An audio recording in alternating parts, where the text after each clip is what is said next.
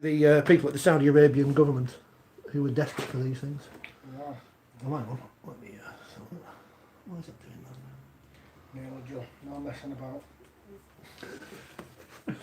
We are live on. I'm sure we might mention Bradford. We're live on YouTube. We are going to talk about Bradford and many various things. We're trying to get Facebook. We might even talk about Great Britain. Yeah, and Tonga. And Wayne Bennett. Bennett Selections. Yep. It's all topical, my friend. We might even talk about your career. We might even introduce you. It's all about the Facebook. Well, I think they've broken Facebook at the moment, which is slightly concerning, but people are already watching on YouTube, which is... Well, hello YouTube. Good evening YouTube. And you will have noticed on YouTube who our guest is this evening. I've written it in the description. It doesn't need introduction, but I keep getting pulled up for not introducing this. One of the great players of his generation. I know we won't agree with that because he's too modest. But grand final winner, Challenge Cup final winner, so can't be disputed. No? Played over here, played in Australia. You're very kind. Also been the other side of the fence, on the commercial side at Warrington. Currently made a business decision to come out of rugby league to go on to bigger and better things in industry, which I'm sure we'll compare the two. Yeah. Richard Mathers, ladies and gentlemen. Well, Facebook knows what. Round of applause. Good evening, thank you for having me. No, it's good to have you. And the format of these shows over the last 2 or 3 weeks is that it's your time. We want to get the best out of you, because the idea of having a guest for 2 hours is we can talk about stuff that ranges slightly beyond who's played well and who hasn't. Yep. So whilst we do need to talk about the international fixtures this weekend, hopefully we'll get the chance to get your thoughts on a whole range of things. Looking forward to it, my friend. What do we want to start with this? We start with Great Britain, because we gave it short shrift last week and we got told off for this, but I was able to stay up having finished work at 2 AM and thought, well, I'll stay up and I'll watch the game, that'll be good. The trouble with social media these days is if you don't watch something You've live, no chance. there's no chance of avoiding. Unless you delete your apps. And the other thing is, I wanted to watch Tonga in Australia, and I thought, as soon as I start watching that and then He's go going to back, mention it. he'll go, and we've already seen! No. So, yeah, I got up at 4 in the morning as well. You're both better men than me. Well, no, I mean, you say that, but you might have made the right decision. And hindsight tells us you probably did. Great Britain losing. The question is, without obviously wishing to pander to anything, were they as bad as the press that they've got? Well, I watched it back, so I didn't watch it live, but I did watch it. I kind of agree with a lot of what Wayne Bennett said in that it was boring. For the first part, I thought it was edgy. I don't think the Arts played particularly well. So yeah, it wasn't a great game. I must admit, I'm slightly disappointed in both performances. I think with the Great Britain brand coming back, and I sort of remember it from my youth, but then also more recently from sort of 2007, and when I was at Leeds, when it was that was a pinnacle to then come through and play for Great Britain, and it seemed a lot bigger than it is now. And I thought, is that because we're not playing Australia? Maybe. But for some reason, maybe, I think, I don't know if you already touched on any previous shows, my personal opinion, I don't think it's been diluted with this selection of 3 Australians. But that doesn't take away the performance element. But I thought, the opportunity there to really rebrand and relaunch the Great Britain Lions it's not been as big a success, and I think they need to win this week, or it could be is that partly because we don't know when they're going to be playing again? Nominally, we've got an idea when they're playing. I think if it was a clear strategy, whether it be every 2 years, or we're going to play obviously the World Cup's in 2 years, or it's in every 4, and plan it that far in advance. I'm sure there's a World Cup Council, International Council are there. It would be nice to know the format of the Great Britain Lions. I understand the home nations, and obviously we've got the fabulous World Cup coming up in this country in 2021, but I don't see why we can't go to every 4 years, a la sort of the British Lions in Rugby Union. I think it would be, whether it be an Oceania tour or a 3-test tour against Australia, or whichever way you wanted to do it, both down in Australia or on these shows. So I think you look back to the sort of the early 2000s when we had the 3 tests against Australia. They were some of the best. 2003 when we lost every game 6 minutes from time. And we played at the D at Wigan, Huddersfield, and I remember going as I was playing in the first team there, and I remember them being amazing tests. Stadiums were round, and you look at the really competitive, fire, everything you'd associate with it being the pinnacle of the game. I just don't see that. I haven't seen any of the intensity, any of the aggression, any of the. It's interesting that you mentioned both games because I think we can slightly reevaluate the Tonga game on what they've done this week. Mm-hmm. And I think what was missed last week, and we sort of touched on it with Danica when she was here, was that Tonga didn't get the credit they deserve for what they're doing. Absolutely. And I think this week to then back that up and beat Australia says, actually that it's disappointing to lose, but we lost to a magical try and there wasn't a lot between the teams. 100%. I think the other thing about International Rugby League is you don't get many chances. And whereas Tonga took theirs, we had 2 towards the end of the game where we'd attritionally worn down New Zealand and didn't take either of them, which is not to blame, solely point the finger of blame at the people that didn't score the tries, but you ain't going to get that many opportunities. Not at that level. And again, I think it comes back to the intensity of our domestic competition. That it's too long, and we don't play enough games where you're only going to get a limited number of chances and you've got to take them. Yeah. So we fashioned 2 tries both down the right hand side, or 2 try scoring opportunities. If we'd have taken either of those, even if we'd have scraped a draw or possibly won by a conversion, would people still be saying it's as disappointing a performance as it was? Isn't that how International Rugby League works? That for 60 minutes you do wear down? Absolutely, and I think that's where you look at the great Australian sides who were sort of your standard bearers of exactly that game. It would be very nip and tuck, and it was just a war of attrition until whoever cracked first, and they always seemed to be the pippers at the really late or and they used to put that down to state of origin because at that time it was building up to. And like you mentioned about the short season Fisher players, but that's another subject. But it all goes back into that, and I think Test match rugby should be that, and it comes down to last 20 minutes, 10 minutes, or whatever.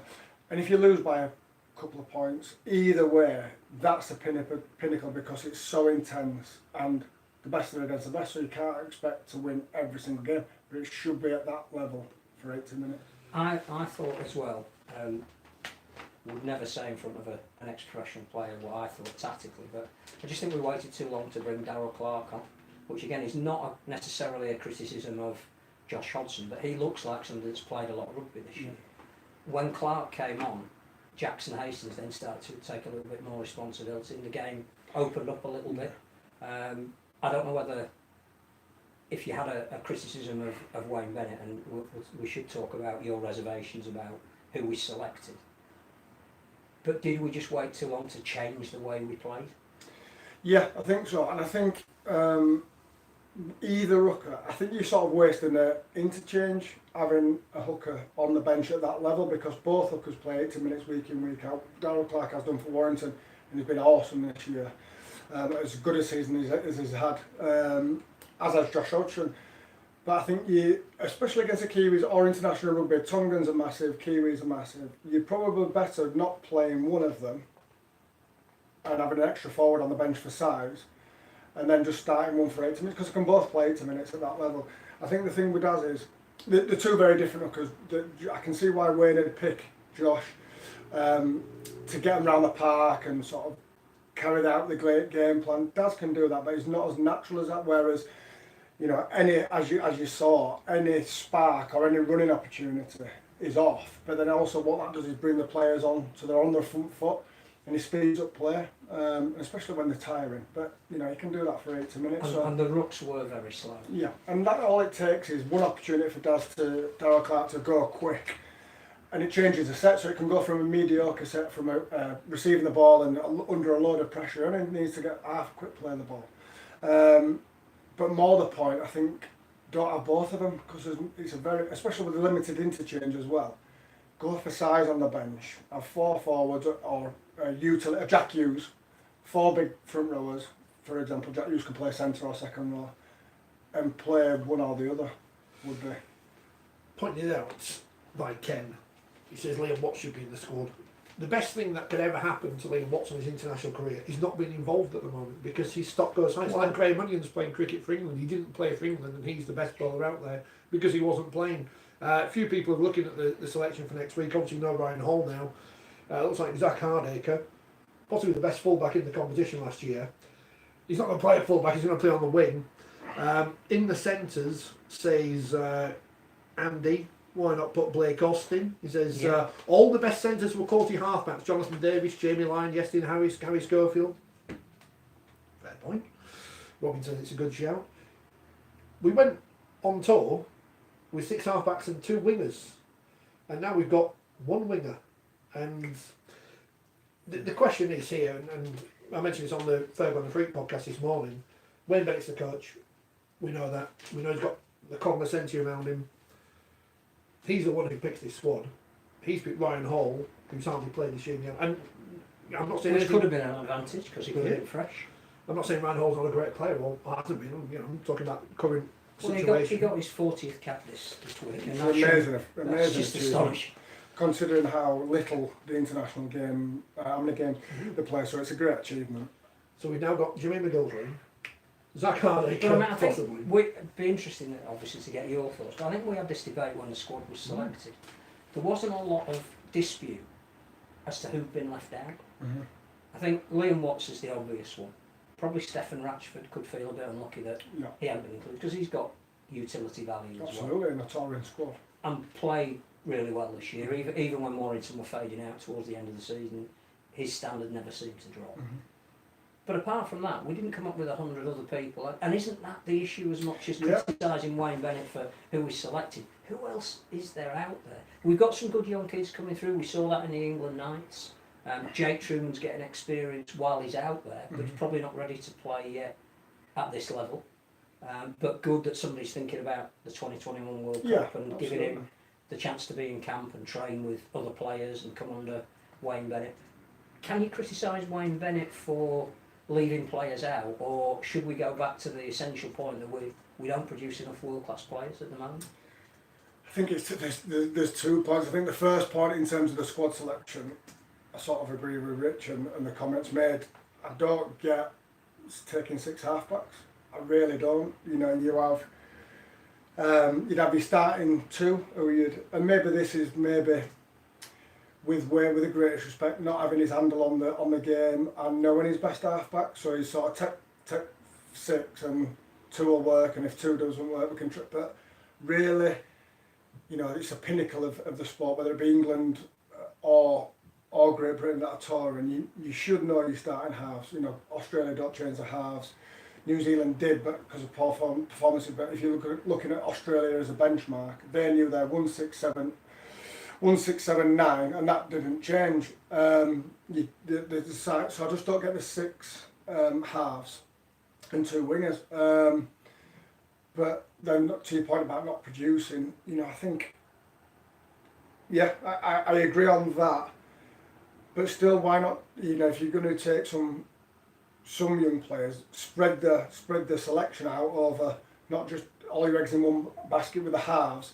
Take some young up and coming backs, or you're experiencing Steph. I just think it's not a very balanced squad. If you look at it on paper, it's not a balanced squad. So the other tactical change they could have made is they could have put Johnny Lomax up to stand off where he's played most of the season, obviously been one of the standout players in Super League. Could have dropped Gareth Wood up to fullback, where he's played a lot of his career. Do we not vary enough, do you think? I mean, Wayne's argument, I think, would be, but we actually did everything right other than score the try at the end that we'd set up to score, because it's about winning it, and there isn't going to be a lot of difference between any of these teams. Or is he just too fixed in his ways that he won't change it? Because some of the half-backs he's picked can play in other positions. So Lomax and Wood are almost interchangeable, even though they both count as half-backs. Do we vary our tactics enough during games if things aren't happening for us? Probably not, but you have got that experience and versatility, like you say, of that. But I think it's more of the fact that we shouldn't need to. You know, we should pick the best players from their positions and not have to manufacture, because manufacture a half into a fullback or a fullback into a half. It's sort of, they're playing week in and week out in the positions at the clubs, and that's what they're gaining merit on selection. So why play Johnny Lomax, who's had an amazing season? At fullback, you're not getting the best out of him. So as George Williams, I can understand taking Truman as an unbelievable player for 2021. If you're not going to play him, I go back to the right at the start of the show. Great Britain's a pinnacle. It's not to be. Oh well, we'll see what combination works here, and probably goes on to another discussion. It's not to get the best combinations for England in 2021. You don't forget we've got Ireland, Scotland, Wales. This is the big debate about Great Britain. If it's going to mean something, it can't be England by another name. I agree. So you have to pick a Regan Grace. Yeah. Not because he doesn't deserve to be there, he actually does. He's one of the... But it adds But that, the irony is, Regan Grace Welshness, would have played and this he'd week. walk straight in next week because Absolutely. we're short of a winger. Yeah. Do we have to acknowledge that it's the pinnacle, but also there has to be a genuine mix? So I actually thought one of the best players for Great Britain on Saturday was Joe Philbin when he came off the bench, and he is the token Irish representative.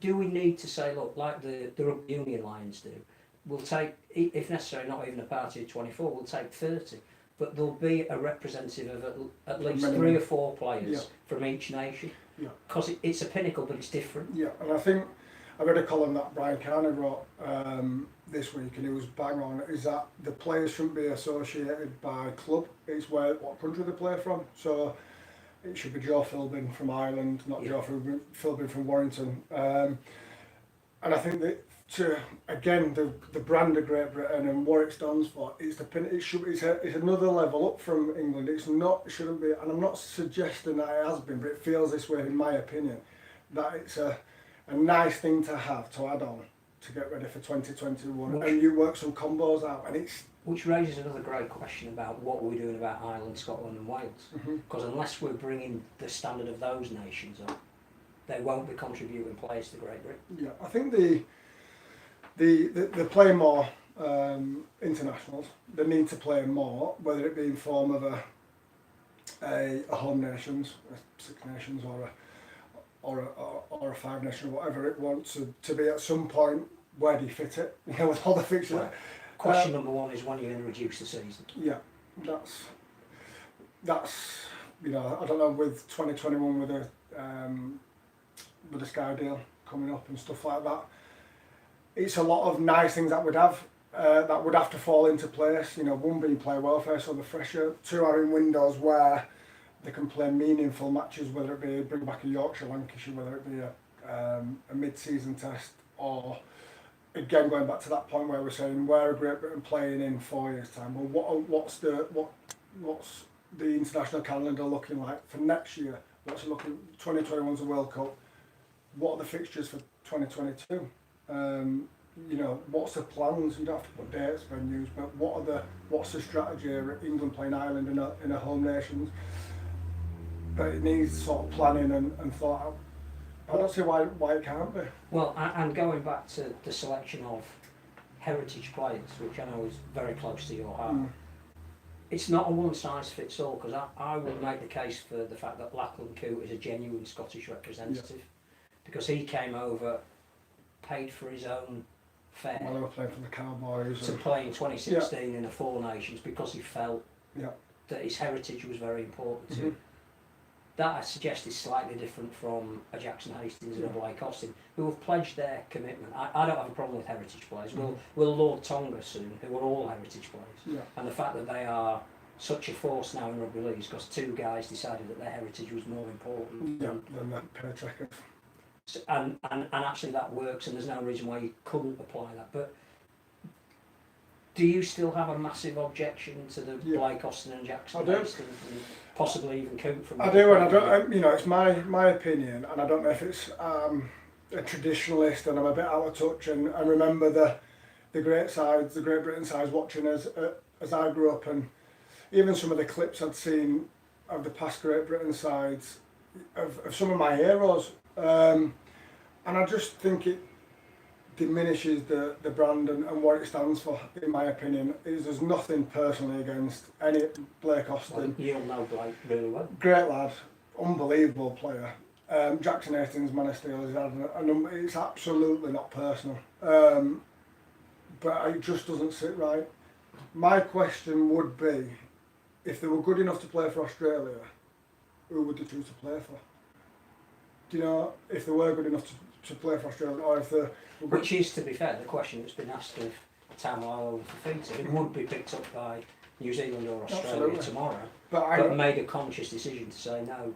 yeah, This means more. but that's different because they are good enough to play for their Yeah. home, their New Zealand or whoever that may be, and quite clearly, while they're great players, they're not ready for, they won't be ready for or get selected for Australia. I just think it's a second best, and because they're over here and it's convenient to play for them, and it's a nice thing to do at the end of the season, and it's not a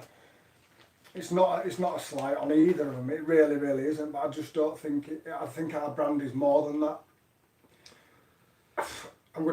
If a Darryl Powell was in charge, if a Sean Wayne was in charge, I don't think he picks them.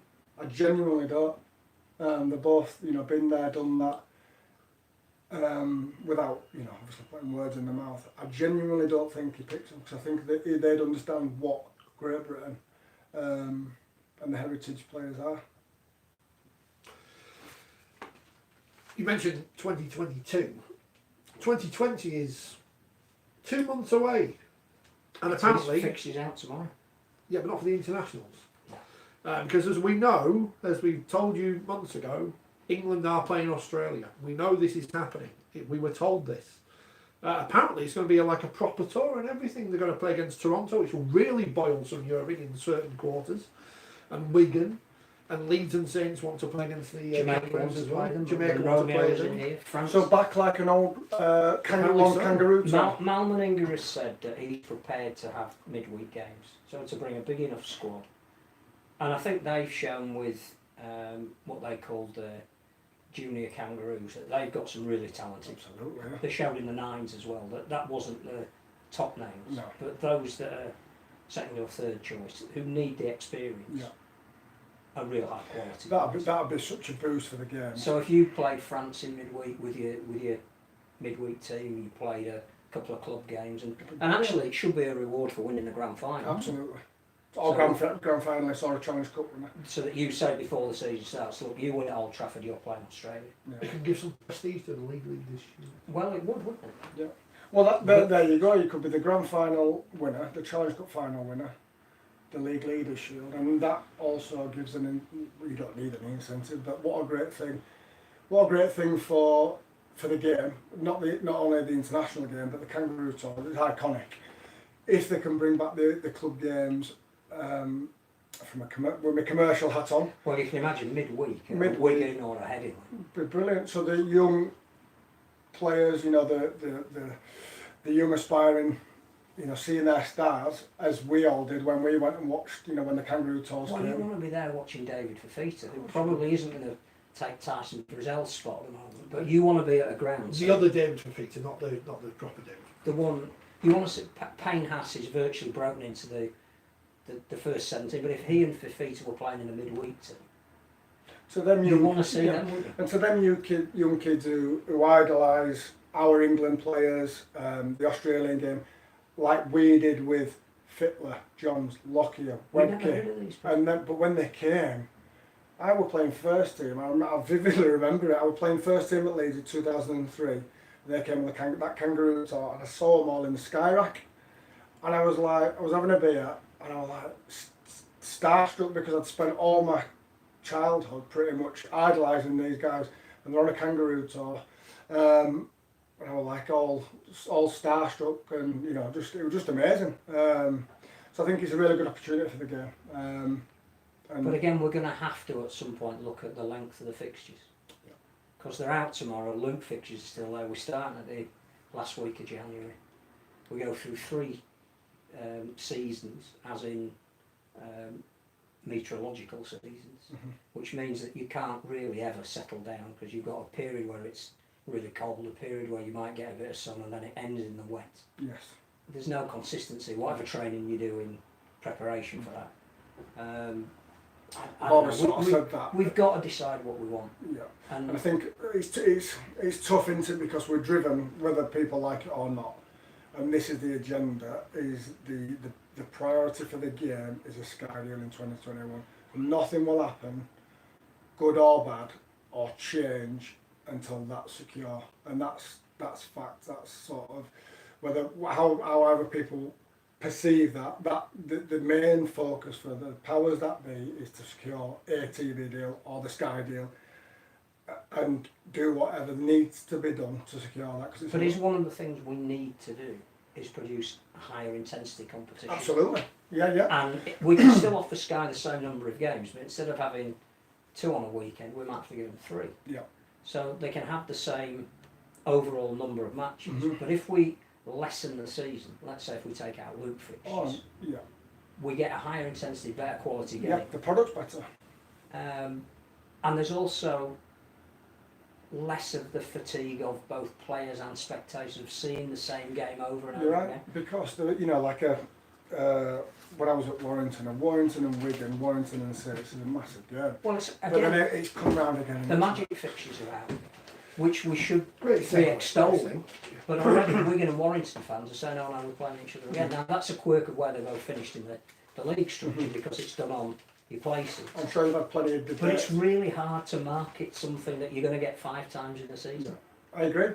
And with your commercial hat on, because you've now seen it from both sides, Yeah. how important is it for a club to have 14 games at home in the season? Or if they only had, let's say, 12, could they market those 12 better? Or is that a naive... Yeah, no, I think commercially, in sort of when my role at Warrington is looking after the commercial side, take away, I wasn't bothered about player fatigue, and I was like, we need more games for the budgets, but so the more home games, obviously the more hospitality, I wasn't on the ticketing side, the more attractive it is to the sponsor in terms of you're getting 14 home games, so that is 14 times exposure. But with that, like you say, it sort of comes with we're playing Wigan again or we're playing Saints again, and it loses that. So it's got to decide, I think so yes, it would impact commercially, 100%, without a doubt. Some clubs could take that on the chin and go to 12 games, some clubs couldn't. But for the greater good of the game, if we're going to be bold, because now with Robert Elston in charge and the Super League in charge, and the Super League being sort of run by the clubs, if you like, with Robert headlining that and fronting that, we're sort of masters of our own destiny. So it takes all them like-minded people who know the ins and outs and commercials and how some clubs would struggle or not, to say, right, well, how are we looking for the game? Do we make an agreed sort of agenda and scheduling where we do move it to 12 games, and it's always going to have some opposing, but with a view of making the game as big as possible. I'm not a fan of magic. It was good at the start, different, in terms of playing at new venues. I was sort of part of the early days and I really, really enjoyed it, but then it was just boring. It's just another game at a different venue, and I think if we could give the players a break at that window and play an Origin or play something, also building something international, or even try nines. Yeah, or not necessarily at Newcastle, No. but if we're going to play in a Nines World Cup every 2 years, Yeah. one of the reasons I think we weren't as effective is because you can't expect our players to know the nuances of a game that they've never played No. before. and or do something different. I think the magic, it's not. It's they wanted it as another event and a showpiece event. The simple matter of the fact is, it's not cheap to go. Families to go and watch. The people argue that the value of the games and the weekend is good, which it is good value in terms of what it costs. And it absolutely is. But then your petrol, your stay if you want to do it. I just think there's better ways to use that magic weekend. Particularly Well, there are some clubs this year that will be going to Catalan twice and Toronto once. Yeah. Then you're adding in magic, then the possibility of being in the Challenge Cup final, then your playoff series, and then your grand final, all of which potential pay games. If you have a limited budget, Yeah. which are you going to choose? You're going to choose the excitement of maybe going to Toronto for the first I time. think one of the other ways around it, if you were and it probably doesn't work because of the timing of the start of the season, because the stadiums wouldn't be available. But do round one, not as a Magic. We did once, Yeah, didn't we, at I remember. Cardiff? No, I played it. We played Cast, and kick off the season with a showpiece event, round one. But then you'll sort of get the, you know, so that rules out Anfield, Newcastle, the football stadiums basically. But why not do it at Headingley, or why not do it at? Trying to think of another big stadium. But would it necessarily, because their fixtures come out first? Yes, So it could you'll be able to slot in identify a Friday night, or the Etihad Stadium, or if it was on a Sunday, or even let's go to Spurs. Yeah. We haven't had a rugby league event there yet. If you were having a whole weekend's game, they've got a stadium that now I can. think, because then if you're still wanting your showpiece event, Magic, but then you're taking one fixture, round of fixtures away, and then it's a real, because obviously we're at the internationals, but they're overseas. You'll see on the Boxing Day games, everybody's dying to go and see the new squads, the fix of rugby, wherever that Boxing Day, New Year's Day game is. But you'd get that momentum then post Christmas, call it the last weekend in January, you were saying, where if you had to kick off the season over 2 days, a la Magic. Symptoms the Magic may have worn off of the Magic weekend. The fixtures are on the Saturday at 3 o'clock, Castleford Catalans, Leeds versus Hull, and St Helens versus Salford in between. And on the Sunday, count the crowd as Toronto take on Huddersfield at 12:30, which is a bad time for Canadian TV as well. I don't know why. Then Wigan Warrington, and wait for the Hull on last. Hull KR, that is. So would you have started with Wakefield Hull KR because you guaranteed a level of support? Then rolling Toronto and Huddersfield, and then Wigan. and then it would be Wigan Warrington. But you know, we're talking about events. I was talking about this morning. If you turn it into a nines event, if you sign it as it is right now, the Magic Weekend, it's a round of fixtures, great. You get to see 3 games a day, 3 lots of 80 minutes. That's a lot of time to invest if you're a neutral in teams you don't really know much about. And a long day, the fan zone's pointless. There's nothing there, just people trying to flog you stuff. The thing with now, we need to understand our audience as well. Exactly. Because, you know, there's that many things that are accessible now for people to do. Do we understand our audience? So where we've got our absolute diehards who'll go and watch every single minute of every single game. I wouldn't. I really wouldn't. Well, we've said it before. You wouldn't sit at home and put 3 DVDs of matches on one after the other.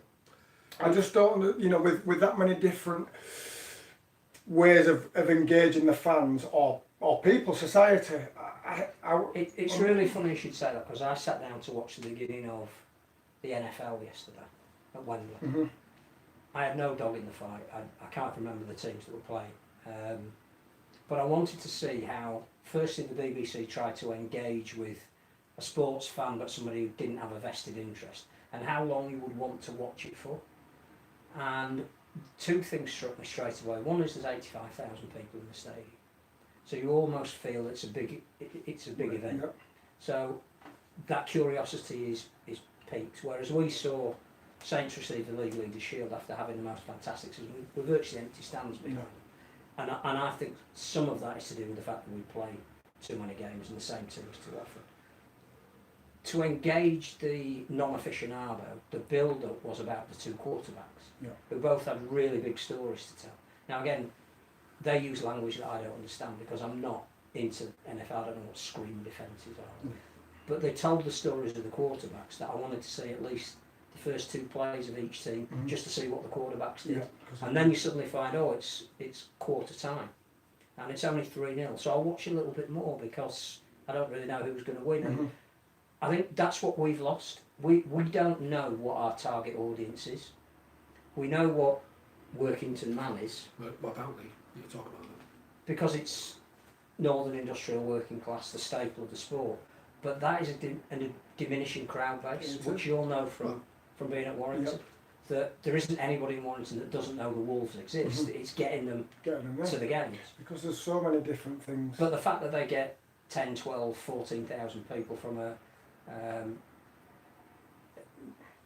it's a town rather than a city that probably has 80,000. No, it's a big town. It's a huge town.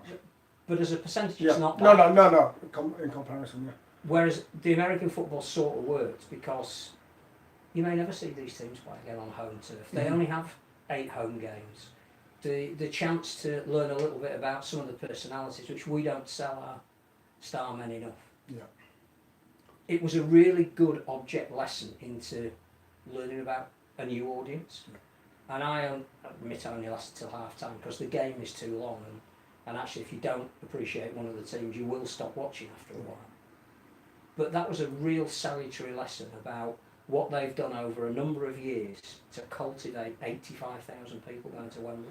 And we can't do that anymore. And I think that's the thing in terms of society's shifting and the traditions of the older generation will always go, but it's the young generation that we need to target because there's that many different things, sort of 18 to 30 age range, is getting those in because you get the kids in and hopefully turn them into supporters, but then there's that much out there to engage young people because gone are the traditions where my dad went, so then I went, and his dad went, and it was a family tradition.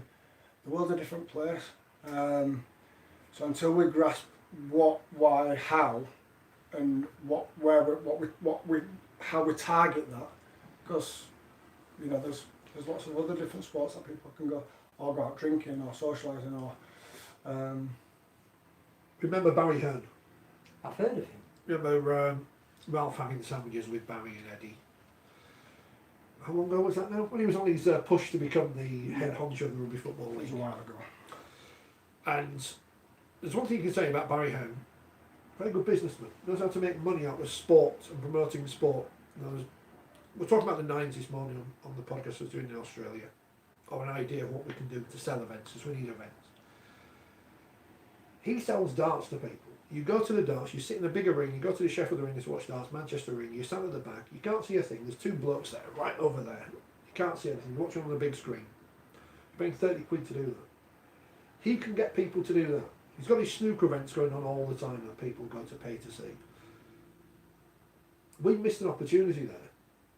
And as a sport, we need to get people who know how to get bums on seats. But the other reason that the darts works and why nines in a sense works is you're only 20 minutes away from the next game. Exactly. Mm-hmm. So if you do go to the bar or you do go to the toilet or you're not really bothered who wins this game, your favourite might be If on the the Magic next one. Weekend was a double header between England and Wales and Ireland and Scotland, then you can sell to people, here's some internationals. They don't need to know any of the players involved because they don't need rugby union sevens, do they? No one's famous there. They're not first team regulars. I can't even name. Owen Farrell's not playing there. You go. There's a name. We're the best way in the world. Hello, Geordies. Come and watch some rugby league. It's Wakefield Trinity versus Hull KR.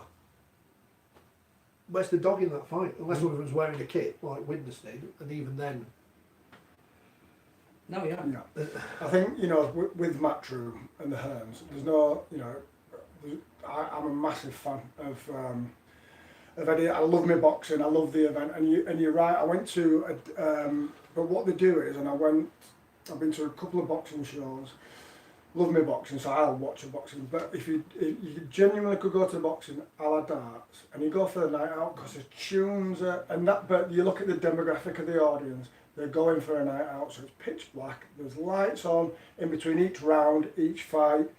And there's a massive event. They've got the music, lights, big atmosphere, and you could do that with a showpiece nines event, but something different. I think you're right, Richie, that we probably did miss a trick, and with the greatest respect to Ralph,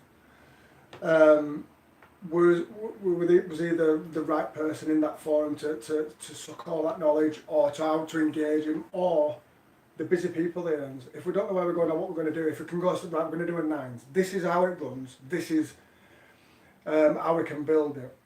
And the other thing, the massive thing with Matchroom, and Carl Fitzpatrick at Warrington spent some time at UFC, and he's building stories a la your quarterback. So we haven't got any personalities. We don't know how to market the personalities that we've got. Yes, you're right. That's wrong. We have got plenty of personalities.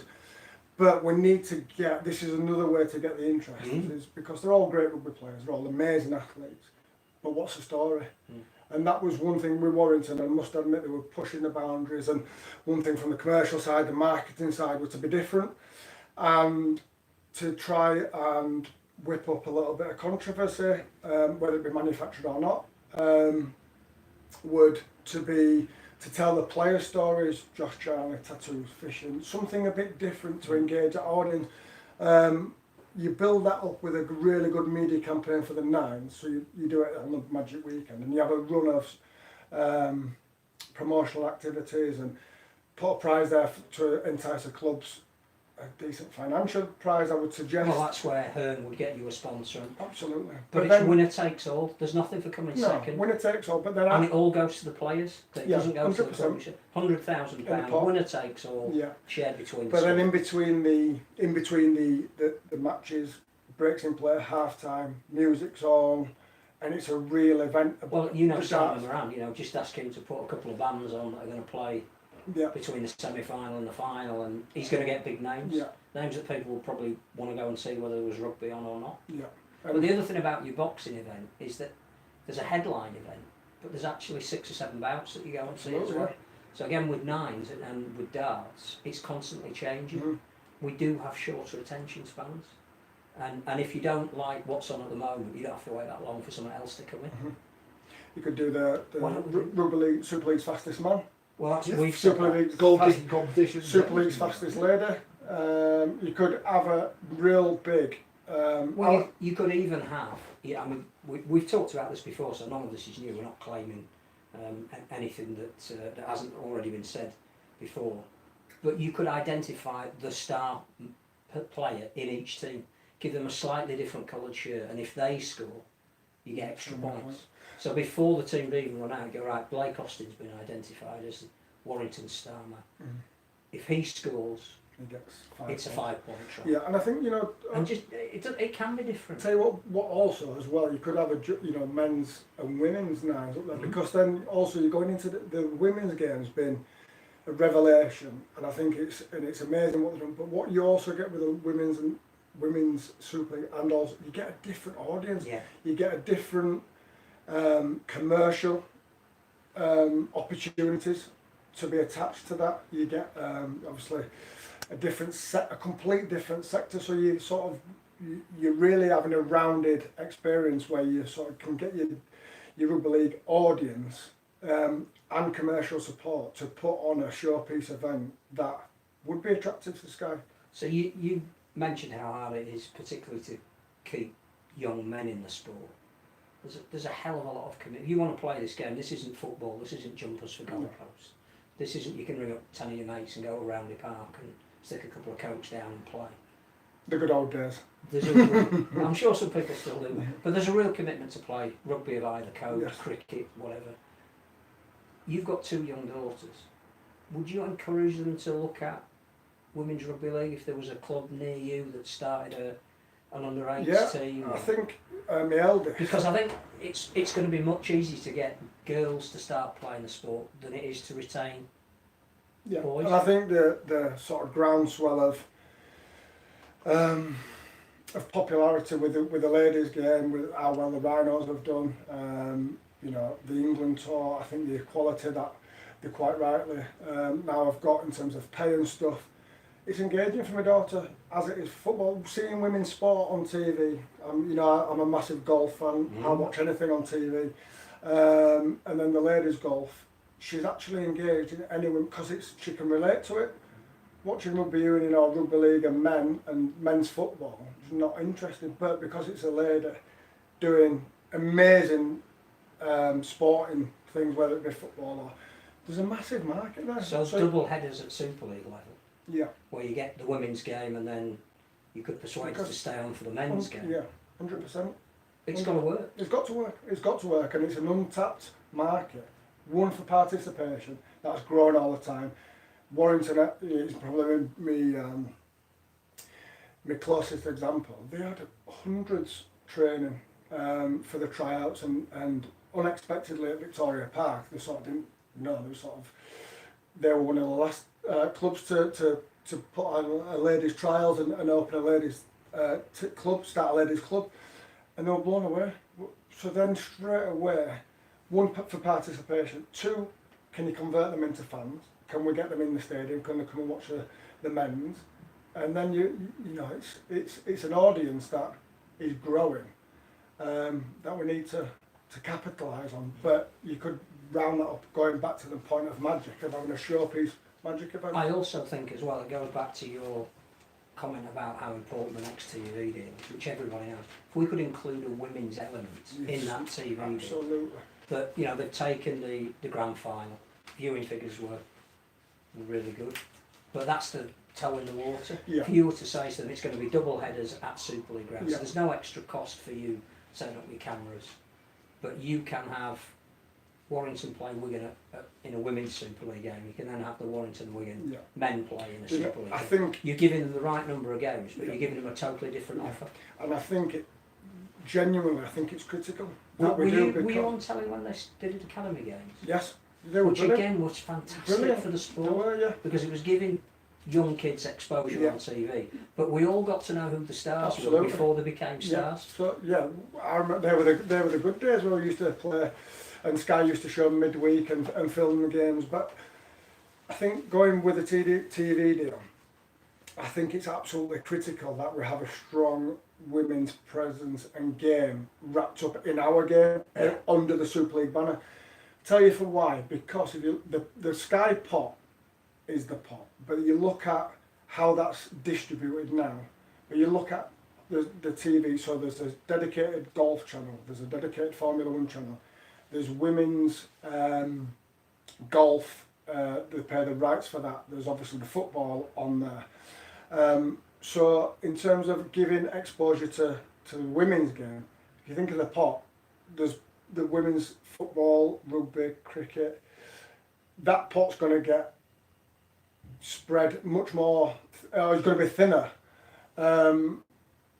because of the prominence of the ladies' sport in general, that they're paying them. So I think it's absolutely critical. Now, you know, it just made me think of it then, because the original pot that this TV deal sits in, that's been chipped away by supporting the women's game, because people want to see it and they're supporting it. If we have a wrapped up Super League banner, which is men's and women's, I think it'd And go of course on. the problem is the women's game's administered by the RFL, and Super League is Super League, which we have to Yes. we have to get away from. We're Absolutely. not big enough to. No. It's one of our pet projects. Sandy's excited because he's off to the Magic Weekend. Sandy, your challenge is to sell more tickets to people there in Toronto again, and we'll be watching the Huddersfield Giants. Well, I think without betraying any confidence, is because it's been in all the papers anyway, the opening round of Super League Oh yes. is going to be a double header at Headingley. So Toronto, one of their on-the-road games, they'll be playing Castleford, and after that Leeds are playing Hull. Now, perhaps you don't need to have every team involved in a big opening event, but those four give you a really big start to the season. So absolutely. Toronto's for. Imagine if Sonny Bill's making his debut, and I don't know if he will, but they're clearly offering him a deal that no other player's been offered before, and he is the kind of player that probably deserves it. Absolutely, you'd get that back. You're talking Bums about and seats. characters and names and players who transcend the sport that they play for. Sonny Bill signs for Toronto. People would go and watch his debut, Absolutely. whether they were rugby league, Yeah. rugby union, or just general sporting fans. So if you've got an event at I know you and I particularly have an affinity to Headingley, but what they've done to Headingley, the way it looks at the moment, it's a Premiership football facility. Absolutely, and I think So if you were to have 4 teams playing there, one of whom is making their debut, the other 3 are amongst the best supported teams in Super League, and you're kicking off the season with an event like that, that's how I think we can squeeze more value out of the sport. Yeah. If you have 2 or 3 of those during the season, you don't need as many fixtures. Yeah. Because I think you can get what you need out of, you can imagine 4 teams playing at the same venue. And let's say it was even a venue that a team wouldn't normally play at. So if you are Wakefield and you are maybe going to Nottingham, but there's 4 teams playing. Coventry. It becomes, you don't have to have a Magic Weekend. What you've got is one event I think over that weekend. Yeah, and I think that takes a lot of sort of foresight from the clubs as well, because then it's well, we're not getting our game money, we're not getting our, but I think it's a great way to kick off Super League. Everyone's excited to see what Toronto will bring. I think I'm really for them. I think they deserve the place. I mean, again, I was going to ask you something with your commercial hat on. You've got the chance to promote a team that offers a whole continent to you as a commercial guy, but they're not going to bring too many fans in the stadium. What's more important to you, that you can go out to the business community that perhaps has links with another country, or you can sell it as an event that you're only going to get maybe once? It's like York did. Yeah. It's different. You don't often get a Canadian team in this part of the world. Does it excite you more as a marketing person to sell the idea of Toronto than it would necessarily a second game against Salford? Yeah, absolutely. I think the honest answer is a nightmare with the fans with pure bums on seats, because if you're just talking books and budgets, and you know, when you play London, Toronto, Catalan, it's a nightmare. You know, you close a West End at Warrington in terms of pure revenue. But then I think if you look at the fact that they're going to be new in there, you know, the marketing guys like a different spin because it's not Salford or a Wigan, or it's something different. And I think it adds a new twist on that. I think people are being intrigued to see how they do. You know, you throw. Can you go to corporate partners who perhaps wouldn't necessarily support rugby league and go, yeah, but this is Toronto? Yeah, I think so. I think you could go to them because it's new and fresh and come and see. I think you throw in a son of Bill Williams, you're almost a rugby union or a rugby league fan or a Wigan fan might come and watch Toronto and Warrington for if it's that, because, or vice versa, Warrington and go see because Sonny, because he is X Factor. Yeah. And there's not many players you can say that who, you know, even can't think of many others that would. He is absolutely box office. So I think if that did come off, you've got even another hook. But bums on seats, it's tough. It's a challenge. It's, you know, pure commercial money, but it gives a marketing spin on it. You will get your teeth into that. Should point out, because you said Headingley is great for all the away fans. Your away stand is rubbish. Except Agreed. Last week on the programme, we referred Yes. to the greatest moment in the career of Sam Burgess, which was the time he took his shorts off and the girl that Danica knew sniffed them on TV. That's Danica for you. And what happened, not 24 hours later, but he's not coming to Leeds Rhinos as you Well, thought. Well, Well, there we go. what I would say is that the word coming from Australia, which was correct, that he wouldn't play NRL again. yes. I just Now- thought that was quite. He wouldn't play in the NRL again. I'm thinking. It's like when they do the retirement thing at the I'm- grand final, it's all the people coming here. I don't know the extent of his shoulder injury, and it's clearly worse than was originally envisaged, and it may well be that he will never play again. But I wouldn't rule out in maybe a year's time, when he's had surgery, maybe when he's had rest, that he plays in Super League. Now, I'm not saying who he would sign for. I just speculated deliberately that a club that it would have had a space in the second row next year would have been one where he was on their junior academy programme. Yeah, I think. But again, you talk about names that would put bums on seats. He's another one. Yeah, absolutely. It's an interesting. You know, I read that, and it said, you know, would not play in the NRL again. And I was thinking, I think. Do you know what? It'd be brilliant if he came and played in the Super League. But whoever he played for, I think, you know, talking TV deals and talking Sonny Bill Williams, I think if he has the year out, probably he's had a fair rough year with injuries Absolutely. on and off the field. He just needs to get A away. year, but then he can have a year resting his body. He's played at the top, the way he plays as well. That's the thing. You know, he could get that shoulder. You know, and let's, you know, whether you're Sam Burgess or myself or anyone, when you retire, it's all well and good, and you know, you get all the lovely messages and retire. You sort of comes November the 4th today, you start pre-season. It's a lonely world, you know, because it's something all you've known is so. And Sam will have unlimited commercial opportunities and ambassadorial role, and he could basically do what he wanted. But he's a warrior. and he loves a competition. And yeah, maybe watch his space in that, because I thought it was very cleverly worded mm, that if he ever wanted to come back or was physically able to, where do you think he'd go? I think Toronto would be one of the people who would be interested in it. Well, Because no. I think they realise that, we've spoken about this before, that chatted to people like Brian McDermott, Brian Noble, David Argyle, the model that they're basing Toronto on is MSL soccer. And that Franchise players, big players. well, they felt that the whole thing, the dynamic changed. It changed in the 70s when they got people like Pele there. Mm-hmm. It changed in more modern times when David Beckham went. That if you're going to pick one player, that everybody went, well, if he's going to play in this competition, perhaps I should just take a little bit of note of what this competition is.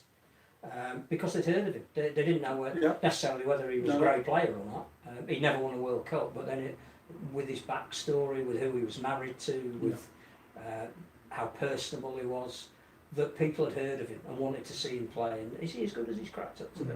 So I think the guys in charge of Toronto and the Wolfpack realise that they need to do something similar. Smart.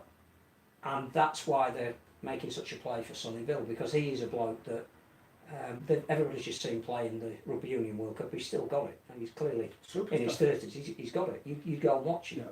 But he's also got something else about him that he's, he will tap into a devout Muslim audience, which again is something that we don't have. So I think if you got a rehabilitated Sam Burgess in a year's time to play alongside Sonny Bill Williams, that almost sets the Toronto franchise up. Mm-hmm. But I think if you stuck him in any one of the existing Super League clubs, It's very top Super similar League to clubs, when Gaz Ellis came back. it would have a massive impact. If he did play at Wigan, if he did play at Warrington, if he was at Headingley or Hull, Huge. it'd be, Hull are quite rightly saying they've had a fantastic take up of season tickets. I think they're over 8,000, which is brilliant.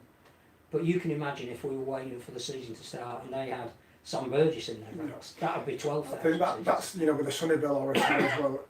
They almost pay for themselves. So if you it's obscene amount of money. It's not obscene, But it isn't. But it's not. It's probably worded wrong. It's a huge amount of money in the context of relatively speaking in to the game. But you get that back in shirt sales, bums on seats, Absolutely. corporate partners. Well, and Sky saying actually we do want to fund your sport because you've got a big story to tell now with this guy. Mm. But no, So is that a Watcher's Space exclusive?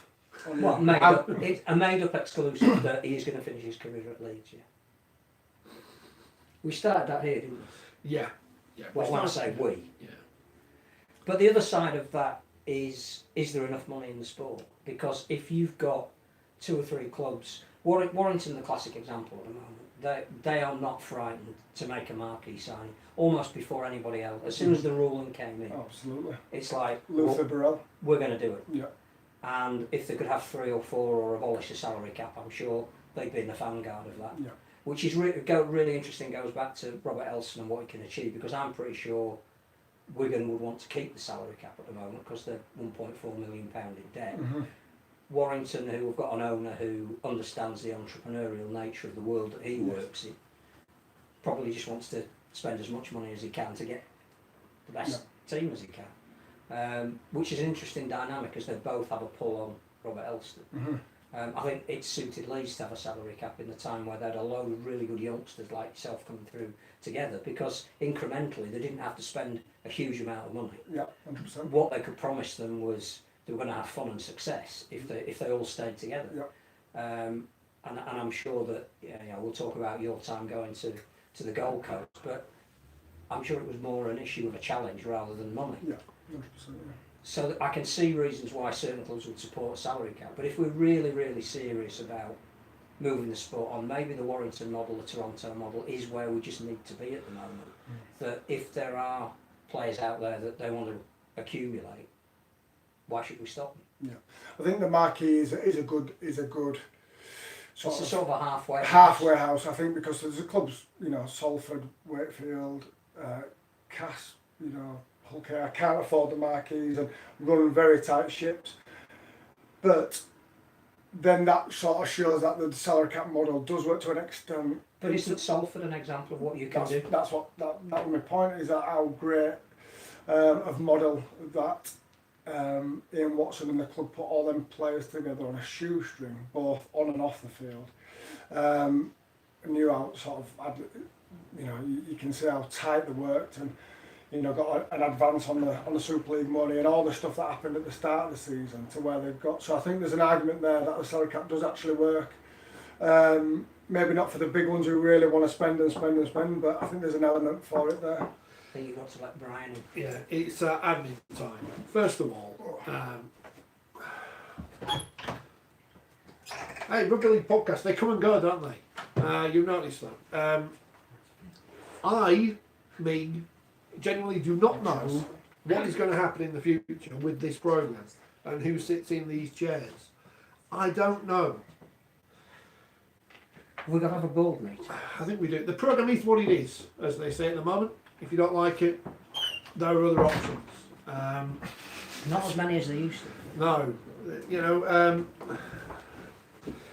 Things are interesting, aren't they? There's something else I was going to mention while I'm doing the... I noticed that you had on your screen there the news that's broken today about Bradford's financial situation. Well, I'm going to come to that in a moment because I've got the Nigerian results to do first.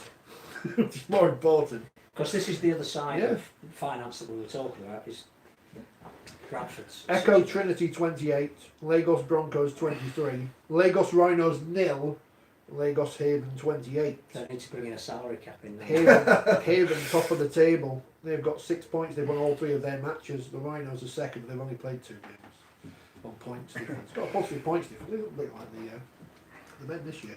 So yeah, just to round up. I don't know what's going on in the future of this programme. It is, we're here every Monday, 6 o'clock. It's safe to say that we've changed the format at the moment to give the guests more say. Things may change in the future. They may not. I don't know. But, I always use the example of a certain radio station who comes up with a rugby league special when there's no football on and then ignores it the rest of the time. So, I know people aren't happy. So, it's difficult. It is difficult. And as we've seen, it's easy to start a podcast. It's very hard to keep going. We've been doing this in various forms for 5 years now. I don't want to stop doing it. So, it's also interesting. I was reading, speaking of the Bulls, because we're going to come to them in a moment, interesting that this is where the raised eyebrow bit. Why Martin Sander got it wrong on the Bulls there, it's Andrew Foster, who was tweeting me a couple of times about this. The big surprise to me was Andrew Foster's a real person, but he is. And it's an interesting article he's written about things Martin Sander said about the Bradford Bulls in the past. And let's talk about the Bradford Bulls now. Well, you've been quite vociferous about the need for an inquiry, an independent public inquiry. Because as we've said on here on many an occasion, it's not about what's happening now. No. It's about what's been happening for 7 or 8 years and how mistakes, which are proven in history, seem to get repeated. And one thing that has broken today is Bradford have filed their accounts late, but are £1.4 million in debt. Now, for a club that is in the Championship, who are in the process at the moment of relinquishing as many players as they're trying to re-sign, probably haven't got enough to put a team out at the moment. Where do we go with this Bradford story? So, irrespective of the people who are now involved in running the club, who look very much like the previous people who ran the club, who look similar to the previous people who ran the club before that, which raises questions about how we allow certain people to run clubs. You're in charge of the RFL. You're Simon Johnson, who's just been appointed as the new chair of the board of the RFL. Do you try and sweep it under the carpet, make bland statements about we've checked as much as we can check and everything's as above board as it could possibly be? Or do you just say, look, we've had enough now? This is a potentially important club to the sport that's been allowed to almost be desecrated by some people who've been in charge, if that's not too strong a word, although I don't think it is. How do you stop the merry-go-round? Yeah, it's a tough one. I think it's nothing short of a disgrace what's gone on with it. I think it's an institution of a club. It was you know, a huge club going back to long before I played, and I don't need to tell anyone that the history of the club and my memories of it. I just think the only way to draw a line in the sand, because it can't get much worse. The next step is it goes extinct, because they haven't got no fixed assets. They don't play at the home ground. They don't have any facilities or anything to own. They just owe 1.4 million. Which, to be fair to the investors that have come in, they don't have 1.4 million. No. So why not draw a line in the sand? Because the next step it goes extinct, because unless it gets sorted out. I think for the credibility of the RFL and for the game, I think that Simon Johnson needs to support a public inquiry. I think I saw his statement, and don't know Simon, but you know, I can say these kind of things now. I'm not in the sport. I think it's all just towing the same line, and there's no way that it was very sort of was checked. And I'm not disagreeing with what he said, but it didn't come across as though it was a real thorough, proper investigation, or impartial. Well, there is going to be culpability at governing body level. It clearly wouldn't be people like him who is new to. Absolutely, and that's what do you have to at some point throw your hands up and say, look, even if there is some dirty linen in our cupboard that I need to get out and expose, we have to do it. And I think it's fresh, fresh people, fresh board, and that if there's any time to do it, it's now. And it's kind of bigger than that. You know, it needs, because while it's not, there's always going to be this. And in the world of social media, there's always going to be doubters. And I feel for the poor Bradford fans first and foremost. But it's gone beyond that, because what it's going to start doing is, I think I'd mentioned it on social media tomorrow, but it's getting to the point where people don't actually care, because it's just like, oh, it's happening again, and it's happening again. And it's like, well, it was a big thing when it first happened, because it's Bradford, Bulls be like Leeds or Wigan or going the same way. But the point being is, how was it allowed to be happening with the people that it's happened with over a consistent period? Where's the governance? Where are they fit and proper persons? There's too much conflict of interest, and there always has been. And that's probably my point with the independent inquiry and Simon Johnson. That's why it needs to be independent, because of the conflict of interest that the RFL own. It's just. If it was, again, put it this way, if it was any other sport looking in, it's that mad. And now we've got, and again, this is in no way detrimental to the integrity of Mark Sawyer, but he owns a quarter of the club that now plays at his stadium. Now, if that isn't some form of conflict of interest, no. I don't know what it is. And it leads itself up into then they sold the players to Hull KR, who are then going to be on dual registered Dewsbury. It's like, and that might be all well and good and innocent. And it might be within the absolutely the bylaws of the sport. But it's just it looks horrendous. Wrong. And it needs. It's the same as we've got a campaign to bring the club back to. Well, this is where politicians are just. Well, we've got an election coming, and all of a sudden politicians are saying we back the campaign to. But where are they going to play?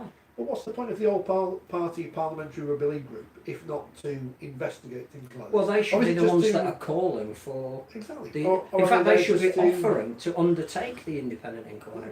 Put it before a committee in Parliament, like we've seen with the cricket. I just think, one, it's sad, but then there's, you know, But you know the players as well. You know players that have been shortchanged by whatever's going on above them. And I can speak from experience in that.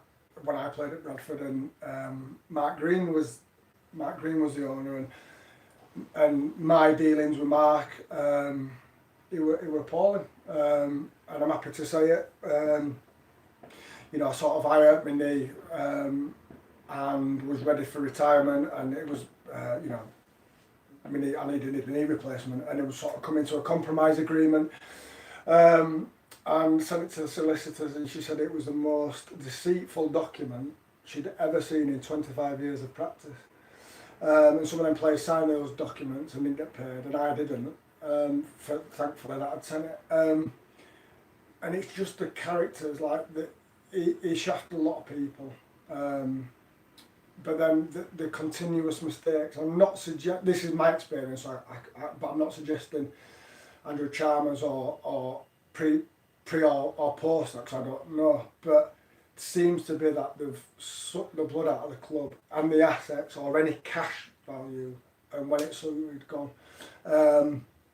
But what they've left is just an absolute mess and a shell of a club that is Isn't even playing in the city. and it's playing in Dewsbury. But they become Swinton next, don't they? Or Rochdale or Oldham or whatever, where they have no ground. You know, you can look at the back, they've got no assets. I just think the worry today is that if you were buying a club that had limited, if hardly any, liabilities, and could almost start again, Which it has done, I've done it. there's a sort of logic. But when you then see that there's a balance sheet with a debt of 1.4 million, and that's not last season, that's 2 seasons ago, and then you realise that they're now nomadic as well, you just can't turn a blind eye to it. I've got nothing but admiration for the Bradford fans that have already bought season tickets, because they didn't know that half of their team was going to be sold off when they bought them. And whilst they knew they were going to be playing at Dewsbury, they've been sold the idea that it's only going to be for a year, whereas the reality is the more you look at the available places you could play in Bradford, that can't be sold within a year, unless somebody's going to pay an awful lot of money to bring Odsal up to standard, which isn't going to be Bradford. No. It's not going to be there. No. If they're going to build on the Richard Dudd Sports Centre site, that isn't going to happen within a year. No. The stadium at Horsfall isn't fit for purpose in the Championship, which is where they're going to be playing for the next couple of years, you would imagine. I don't know how they do move back to Bradford. So again, it's the fans that are being sold a lie. And yes, they tend to buy into that, but we know what fans are like. We always see the rosiest picture. And my worry with it is, and it's kind of, you know, we've made a bit of a statement, and it's kind of, the longer they leave it, it'll just go away and we don't talk about it, and it just sort of gets swept under the carpet with time. And I was thinking about actually driving. I was driving today and I went past the 606, and it came into my mind. I thought, I've not heard much other than it was before the accounts were published this afternoon. It was this morning, and I thought it's quieting down, and that's what everyone had just wanted to do, is just quieten down, and the season starts. And they've done that with Eamon McManus, yeah, who it's just been announced again today has been fined £3,000, 1,000 of it suspended for the comments that he made in the programme about refereeing. Now that was 2 months ago, 6 weeks ago, just after Wembley. Just after week after Wembley. That it's taken over 3 months for the Catalan-Warrington deliberation to come down for the trouble that was, you know, I think we all knew that both sides were culpable in some respects, but it took 3 months. And you do wonder that once Bradford announced a couple more signings, wants to go into pre-season training, once the fixtures come out next week, Boxing Day they might play. And I think that's what I'm most disappointed with the new board, and I think it was a real. So yes, I'm not disputing that they would have looked into it, but it's not impartial. I think there'd have been a real good support from the game to say, look, this historic club has been decimated into just a shell and a mess. What's gone on? Well, I think somebody you know very well, Michael Carter, has been saying exactly that he's asked a lot of questions, but he can't get the answers. Well, the only way you're going to get the answers, the questions he'll be asking will be exactly the right questions. I've no doubt about that whatsoever. But the only way he might ever get his answers is if we have an independent inquiry. How would that go? So you may know better than me. How would that come about? How would an independent inquiry come out? So we've got the all-parliamentary committee. We've got a presence in the House. Or the RFL can appoint people who they believe to be independent, so judges or people who've got affiliations either with the game or know of the game but are not linked to any one club, that could run a commission. So why wouldn't they? Because they've got things to hide. The cynic would say. No, but why? You know, it all comes back to that one decision, doesn't it? Why did someone at the Rugby Football League decide that purchasing the lease to Odsal Stadium was to the benefit of the sport? But then also it's going to cost the clubs $200,000 a year. Exactly. So surely the stakeholders, like Michael Carr, can't afford a proportion of that, you know, and so on. But can the RFL ask Super League clubs? Because that's the other thing. Bradford are now under the auspices. But my of the point RFL. being, But certainly Swinton can't afford it, No. or Rochdale, or But my point being is, there's enough common want and need for answers. Is a simple. I also think it cleans up the sport. Absolutely, It shows that right. we are responsible. I mean, I've watched with interest, without fully understanding the mechanics of it, what's happened at Bury, and very nearly happened at Bolton, because I think there are some parallels. You know, owners who were deemed to be fit and proper that clearly under investigation weren't, and because we are rugby league and not football, we don't get the same level of scrutiny, which in some respects is a good thing Yeah. if you're trying to hide stuff, and in others isn't. So I just think if I'm the RFL at the moment and I get the opportunity at this moment in time, which doesn't stop anything that's going on at ground level to keep Bradford going, No.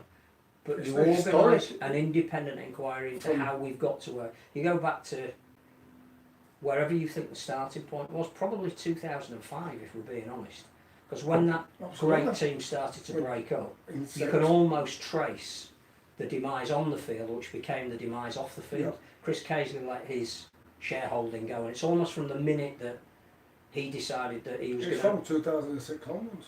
You have an inquiry that says we're not necessarily looking at what's happening today. No, because you want it to flourish. You know, there's nobody wants a Bradford side and team to succeed. I think the whole sport does. Of course I do. Because whatever the rights and wrongs of what Brian McDermott said, we do need city teams. Yeah, and also, you know, I would argue that people who care about rugby league, forget what club you support, want answers as well, because they've had experiences where they've been to Bradford and been towards them when it's been fun and it's been part of their DNA growing up, and to see it, that people are daft, there's a reason for it to go.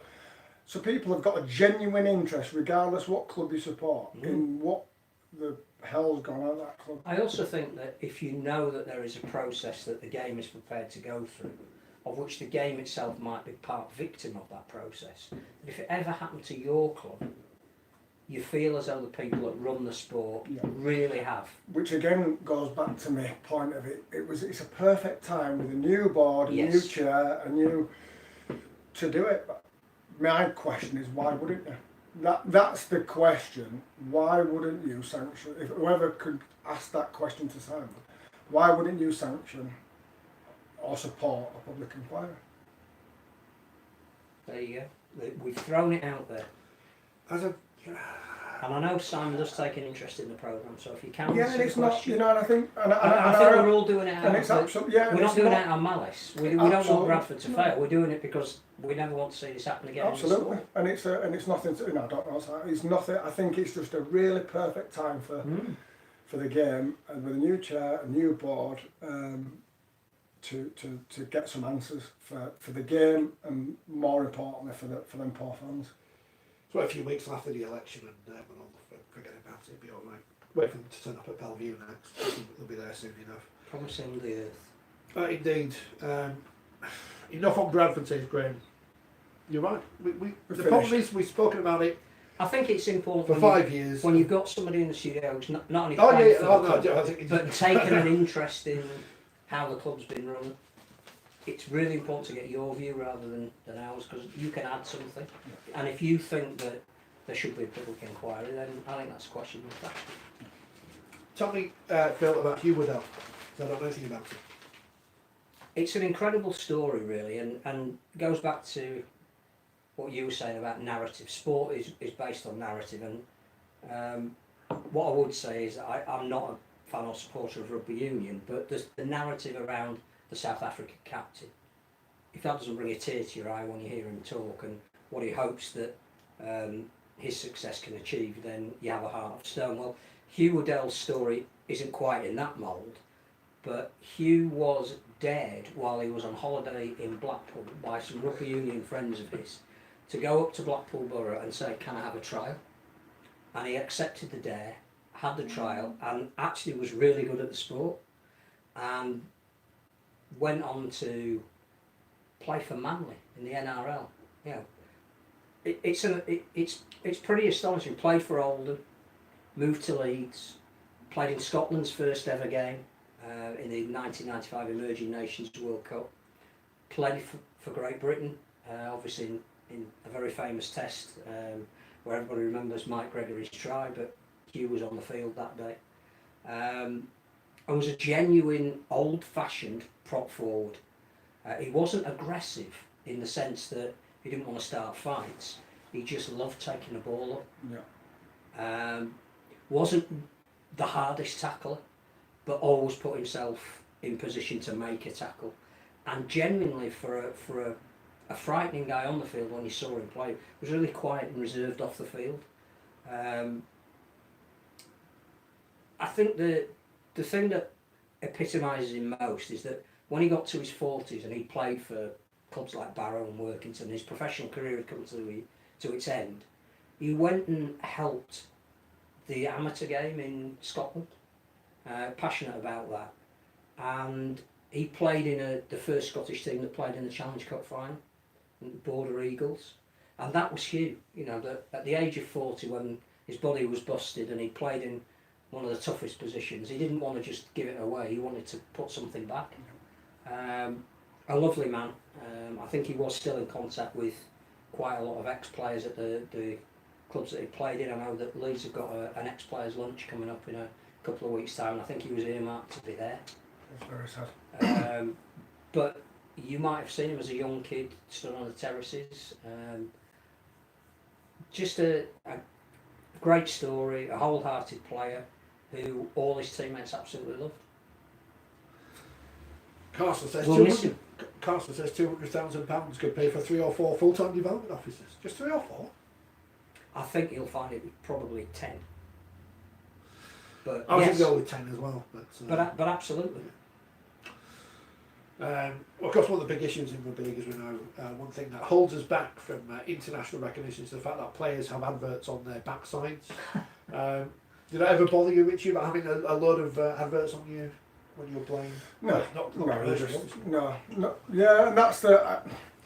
I get it both ways. Certainly not when you're playing. It's just colours, and last thing you're worried about is some of the sponsors. Actually, it's interesting that with the sponsorship on the backside, it's actually it's a really valuable commercial position. So I've sold it at Warrington and fully understand why clubs are taking advantage of it.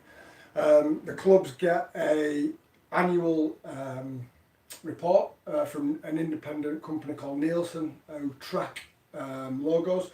So you submit your logos at the start of the season, whichever ones you want. Invariably it's your main sponsors and some stadium branding.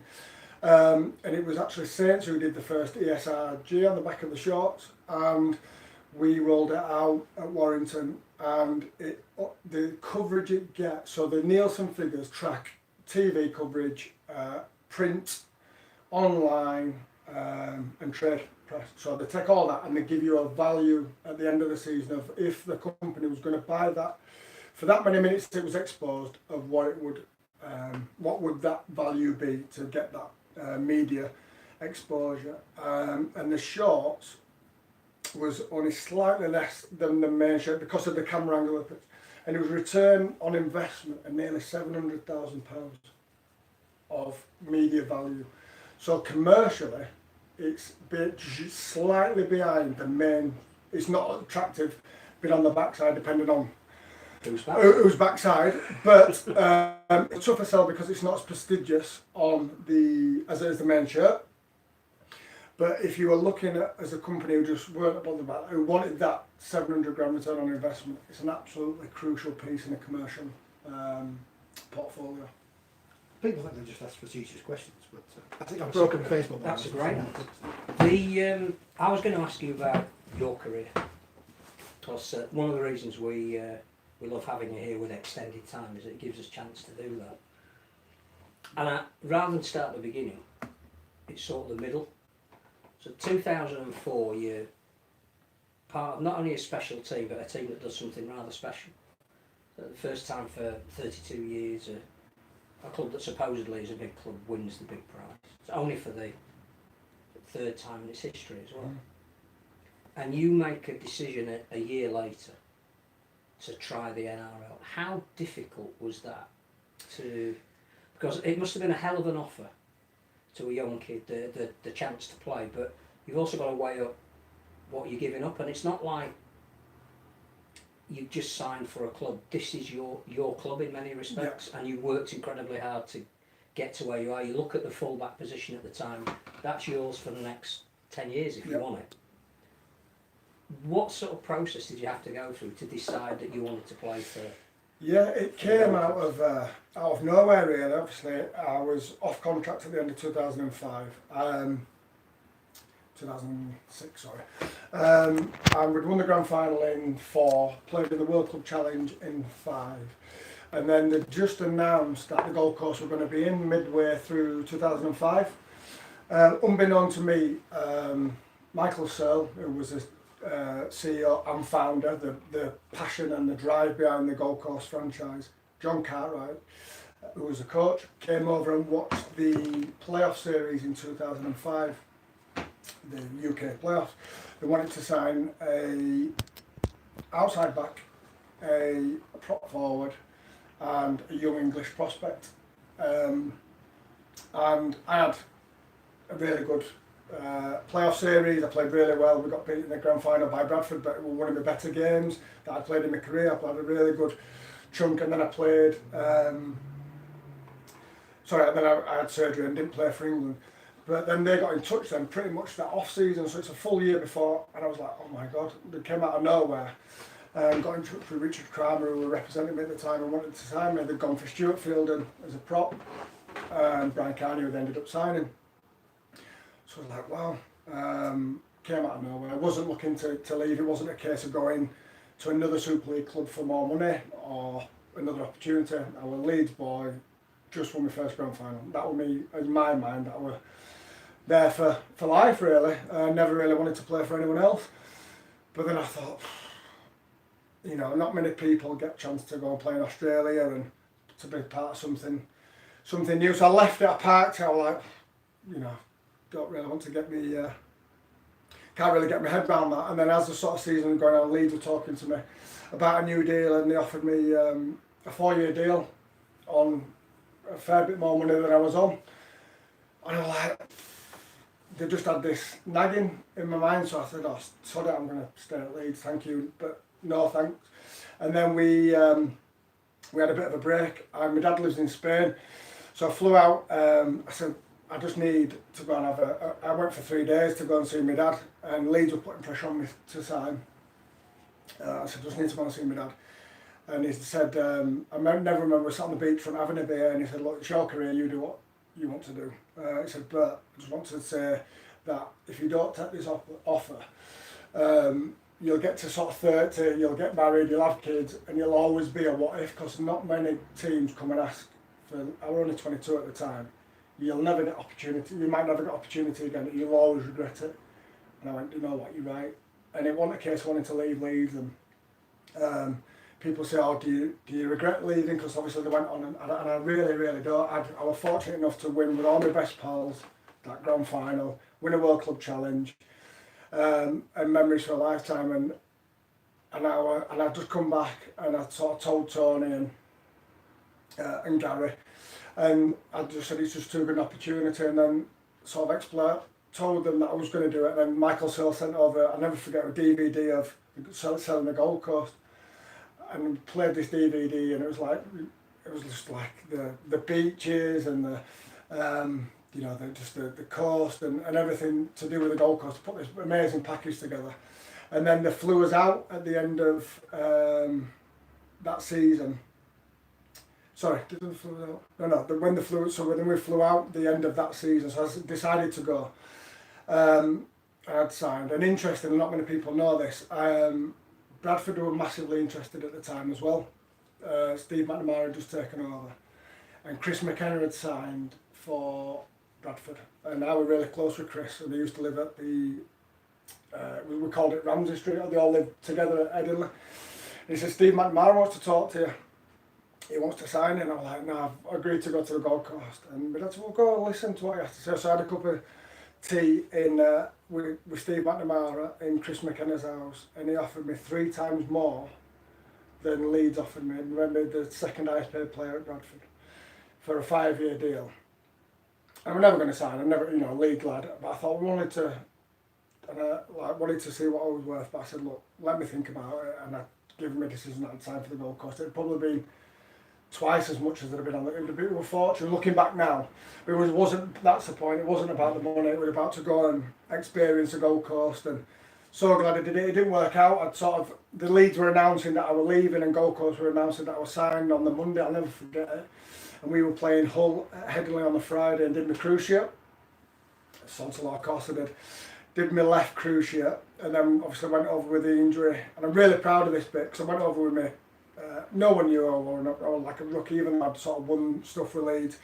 Got over with this injury, and it's a ruthless. There were loads of players, and it's a national sport, as we know. There were 10 of me. You were easily disposable. But I got back fit and played 6 games for Burley in the centre and standoff, and played really well for Burley. And then Preston Campbell got injured, and then I made my debut against St George at Wollongong and played 8 games. But then I was just getting back right, and so I'd done my left one, played 8 games, and then did my right one at Campbelltown. Leichhardt, sorry. So did the DVD that they sent you include Billy Moore? Billy Johnston. Billy Johnston. Billy Johnston. Had it have done? Well, it's a funny story that. So he's ruthless. Ruthless. So Billy Johnson, for people who won't know, he was the Australian conditioner, Australian and Queensland fitness coach, and he was a maniac. I kept a diary from the 1st of November when I got there right through till I left. There's some of the things we used to do. Makes Martin Clausen look like a puppet. Absolutely, and there's an interesting story. So when I'd signed, went for Ali Lawatita, agreed the terms to take him back to the NRL.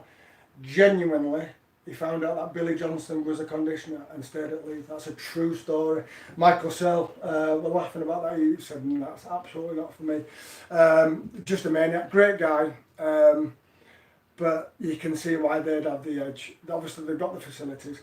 And what I quickly found out over there was it was survival of the fittest, genuinely, because everyone was telling it. There were literally 20 of me. You come and go. There were maybe, 5 or 6 for all the really, really good players. 20 of me were just all right. But it was the survival of the fittest. The training was intense. The hours were long. And they just had that many numbers that they just pushed you literally till you broke, and then they got the top. It was the fittest I'd ever been. In terms of your career, having had the privilege of watching you from when you first started, played for England schoolboys as a standoff, but never really in your professional career, apart from the odd game maybe filling in or during a game, never really started as a standoff. You would have been a great standoff at a time when this game didn't have a lot of British halfbacks. Yeah, problem being though, I had someone called Danny Maguire in front of me. But even if it wasn't at Leeds, when you've gone to other clubs, yeah. I just think we missed an opportunity not playing you at standoff. I kind of realised early doors, I played standoff all the way through really, and I played for England schoolboys and beat the Aussies. And we beat the Aussies, the first team to ever beat the Aussies. What a team that was, by the way, to beat the Aussies. Well, you had Gareth Hock in front of you, just. Well, Gaz Hock and Ryan Bailey just knocked 10 bells out of their pack. They were frightened to death of them too. But we had a really good side, and Mike Gregory and Dennis Betts were the coaches, and it was just a magical time in 2002. But it goes back earlier than that. So when we were playing, because I always played a year above Danny. Danny's a year older than me, but I always played standoff, and I always played. I quickly realised you're gonna have to think of another position here, because if you want to play for England and Yorkshire and Leeds above, he's no number 6. So that's I'm thinking, well, where else can I play? And then that's when I started playing fullback. How important in your career has Tony Smith been? Because he sort of gave that group of kids that were desperate to win the tools to win. Absolutely, yeah. But also he almost resurrected your career by bringing you to Warrington, and the success that you had at Warrington.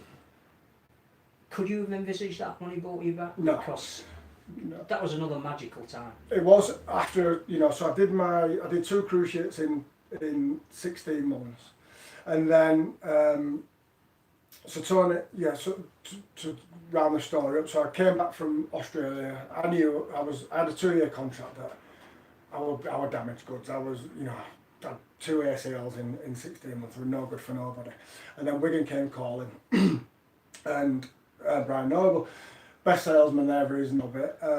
But I went and played for Wigan, and I get loads of stick on social media, and I were awful for Wigan. I genuinely, I would literally come back from 2 ACLs. I was frightened to death to do anything.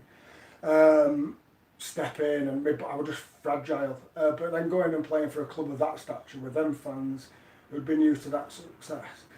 And bless Nobby, it was kind of like kept playing me week in and week out, and the more I played, the worse I got, and there were no one more aware of it than me.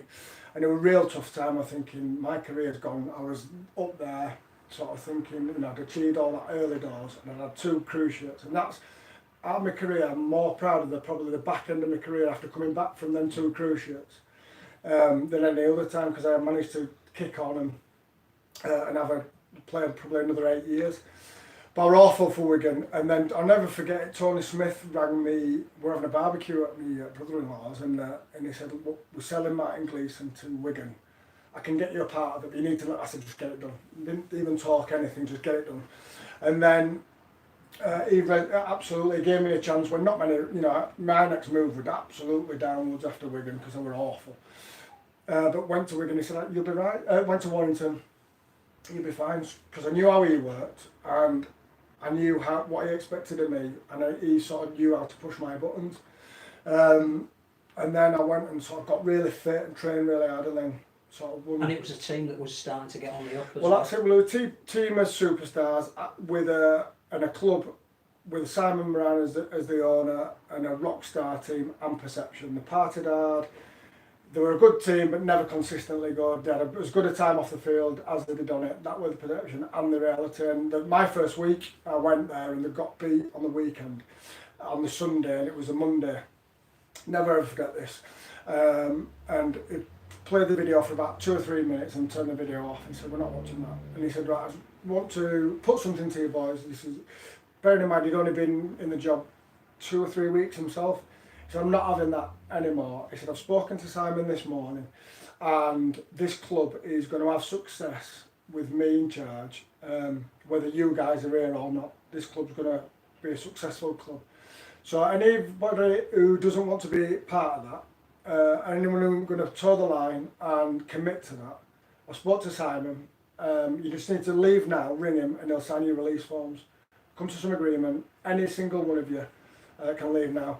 And you can see there's Morley, Breers, Monaghan, King, you know, there's a team full of absolute superstars. And then he just stood back. So if like we're quiet for 10 seconds, it's awkward, isn't it? For a good 2 minutes, he just stood, and he's the master of mind games. Right then. And he said, right, well, from now on, he's this way. And then we just went on this magical run. We were off in the league, but then went and did back-to-back at Wembley, which are just, again, special times. I'm just looking at your career on Wikipedia. 2 big paragraphs on Leeds, 1 big paragraph on Gold Coast, a paragraph and a half on Wigan, paragraph on Warrington, paragraph at Castlewood, 2 lines on, 1 sentence on Wakefield. Richie joined Wakefield Trinity Wildcats for the 2012 season. Do you know what? Them 3 years. That's what it says. Them 3 years at Wakefield were as enjoyable 3 years I had in my career. I enjoyed them 3 years at Wakey. It's that team spirit. Yeah, it were brilliant. It was brilliant. We've talked a lot on this programme about culture, because we've not played clearly. Nobody can really define culture. No. So was that was as close to it as you can get? Yeah, absolutely. So obviously I played in teams what won, and Tony Smith had a really good culture and demanded a good culture, and we were all young and impressionable at Leeds. It was really different at Wakefield, because you didn't know if you were getting paid or not. Genuinely. I shouldn't laugh, but at least things have got better. No, absolutely. Michael's done a great job. But back then, when Andrew Glover was in charge, you didn't know if you were going to be paid or not. Rich Agar had taken over, and then we're just putting. He literally played Moneyball. There were new players coming in every single week, but we knew what we were, and I was chatting to Lee Smith about it on my way on travelling today. We were talking about reminiscing about Leeds, but we knew we were sort of teams. We were players that were out of favour at some clubs, who were a little bit past it for the top of other clubs, who were young and needed a chance, but were a real mix and match of odds and sods. But Rich put us all together. We had an unbelievable way of playing. We knew on our day we could attack as good as anyone. As a defence was a bit leaky, but we could always outscore pretty much anyone. But we cultivated a really good team spirit from Rich and the rugby department, because it was that bonkers off it. Couldn't do anything else. But we had such a good laugh every single day. One of the big things that drove that was Rich. Rich was a brilliant coach, and he was massive on ownership of the group and culture. So he brought a guy called Merv in from Australia, a guy who runs a thing called Leading Teams. Mad, obviously I went back into my career to build this culture. So we're a new side brought together, and I think he'd had him at Hull as well. And we were about your own standards and what do you adhere to, what will you accept, what you won't accept, and criticism and self-policing. It all sounds really fancy, but when it were in practice, it were absolutely brilliant. And a lot of the standards that were driven were self-policed. So we committed to certain behaviours, and we knew what we were as a team. We weren't at Leeds, Wigan, Warrington, but we knew if we hit these markers week in and week out, or if we did hit these markers, we knew 14 out of the 17 had to hit these markers. They weren't based on stats. They were based on being ruthless, being honest, and I can't remember what the other one was, too many bangs to the head. But we judged each other. So the coaches did their scores, the players did their individual scores, and then the leadership group did each player's scores. And it was like a system I've never seen before, never seen since, but it worked. It made everybody accountable. And it was, we had the spirit was, it was harsh. Rich was a tough coach, but it was never personal, so it could be really cutting, but it was for the bigger thing. So it's not because I don't like you, it's because it's not to the standards what we need to be at. So it's not personal. So you had to give you ways of accepting the criticism and not thinking it was for the greater good. And he did a fabulous job. I really, really look back on them 3 years at Wake. I love going back. The testament is that we all still speak to each other. And Michael, since he's taken over, has done a fabulous job with it. In terms of Richard, sorry to keep jumping. No, it's okay. No, No. I've got something to say, but I'll tell you in a few minutes. It's not important. Richard again is a figure that perhaps those that have never played for him don't understand. Mm-hmm. He's been at 2 clubs where expectations exceeded genuine reality, but now he's got the chance at Leeds, which he said he couldn't turn down. There's already some fans on from the outside looking and going, is he the right man? Would you say he was? You know him as well as anyone. Yeah, no, he absolutely. There's no bigger fan of Rich Agar than me. We ended up sort of from a player-coach relationship. He taught me things, bearing in mind it was sort of back end of my career when I went there.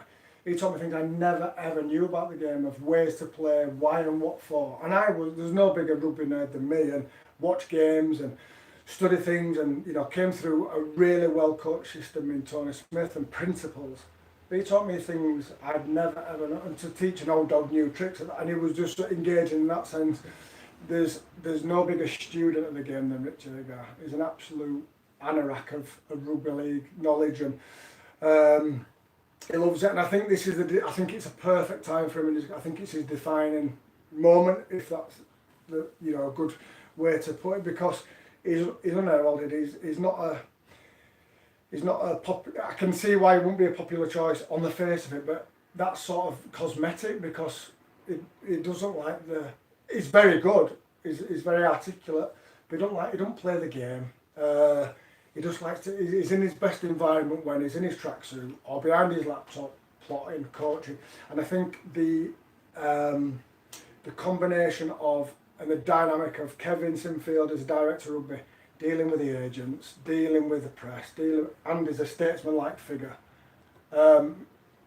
Rich will be more than happy. And they've got a really good working relationship and understanding that Kev can do all that and just let Rich do the coaching, and yeah, I think it's a great appointment. As but then you look at you look at the coach who's gone past. Nobody knew who Tony Smith was. We're like, who's Tony Smith? No one. So Darryl Powell come with some scepticism, from player to coach. You go a bit further. No one knew who Graham Murray was when he took over. No one knew really who Brian McClellan was. Brian McDermott was coach. Certainly untested. Untested and coach at London who were awful.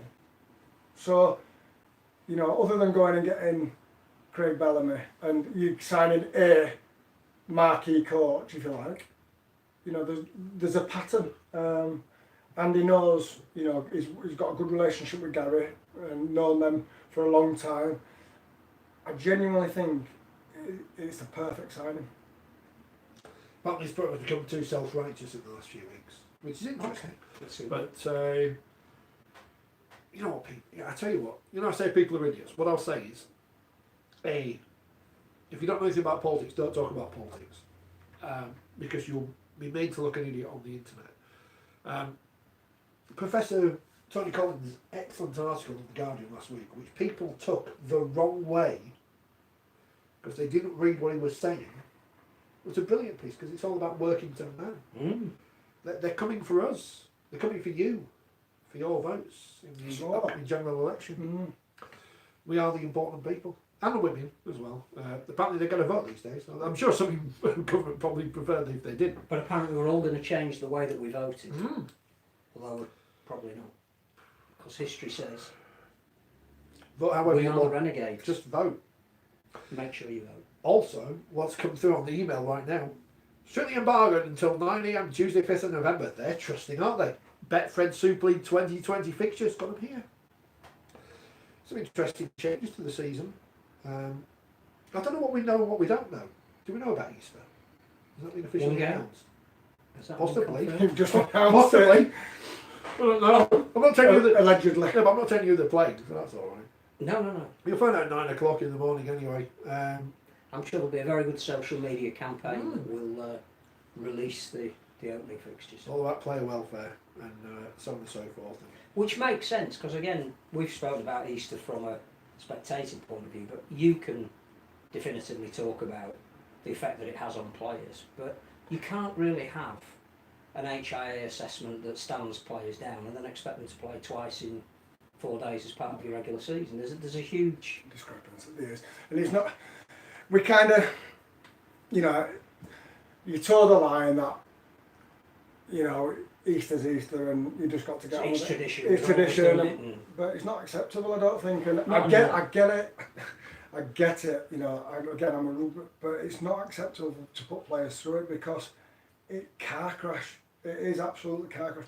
Not only that, it's not just you're actually not that. So you play a Good Friday. Presume you don't do anything than sit in ice for 2 days. No, you can't do. You literally can't do anything. But then you play again Monday before the bruising's probably full. And that's the thing. So you feel awful, and it's not just the bumps and bruises, but you're tired. You're literally, you can imagine, can't you? You don't have to exaggerate. You're absolutely shattered. But then you get to Monday, and it's not that bad. History suggests the Monday game's always, it's a much slower game. It's not as intense. It's a token fixture, if we're being honest. The problem I've got with it is not just that. You're feeling the effects of that for week after, week after, week after. So they might say, well, the injury stats say that over Easter, Friday, Monday, they were down by 55%, but there's no stat to say in 3 weeks' time what it is, and the knock-on effect. And the problem being with the squads, the teams with the smaller squads are goosed. Yeah. So if it is one fixture, brilliant. It might be. By the time you watch this video tomorrow morning at 9, then you'll know what the answer is, and I'll put the fixtures at the bottom of the screen. Only the Easter ones, I'm not typing all out. Every single round of fixtures, especially when everyone else is going to do it anyway. We've done the whole programme and we haven't spoken about Tonga. Because they are the story of the week. Well, to most media organisations, again, people latched onto a tweet of mine this week. But again, I think that's more to do with the status of the sport rather than the status of Tonga. The Tongan Invitational 13, and I can tell you, this is just from our YouTube numbers, my analysis of them. Our videos get what they get, the ones we put out every week. The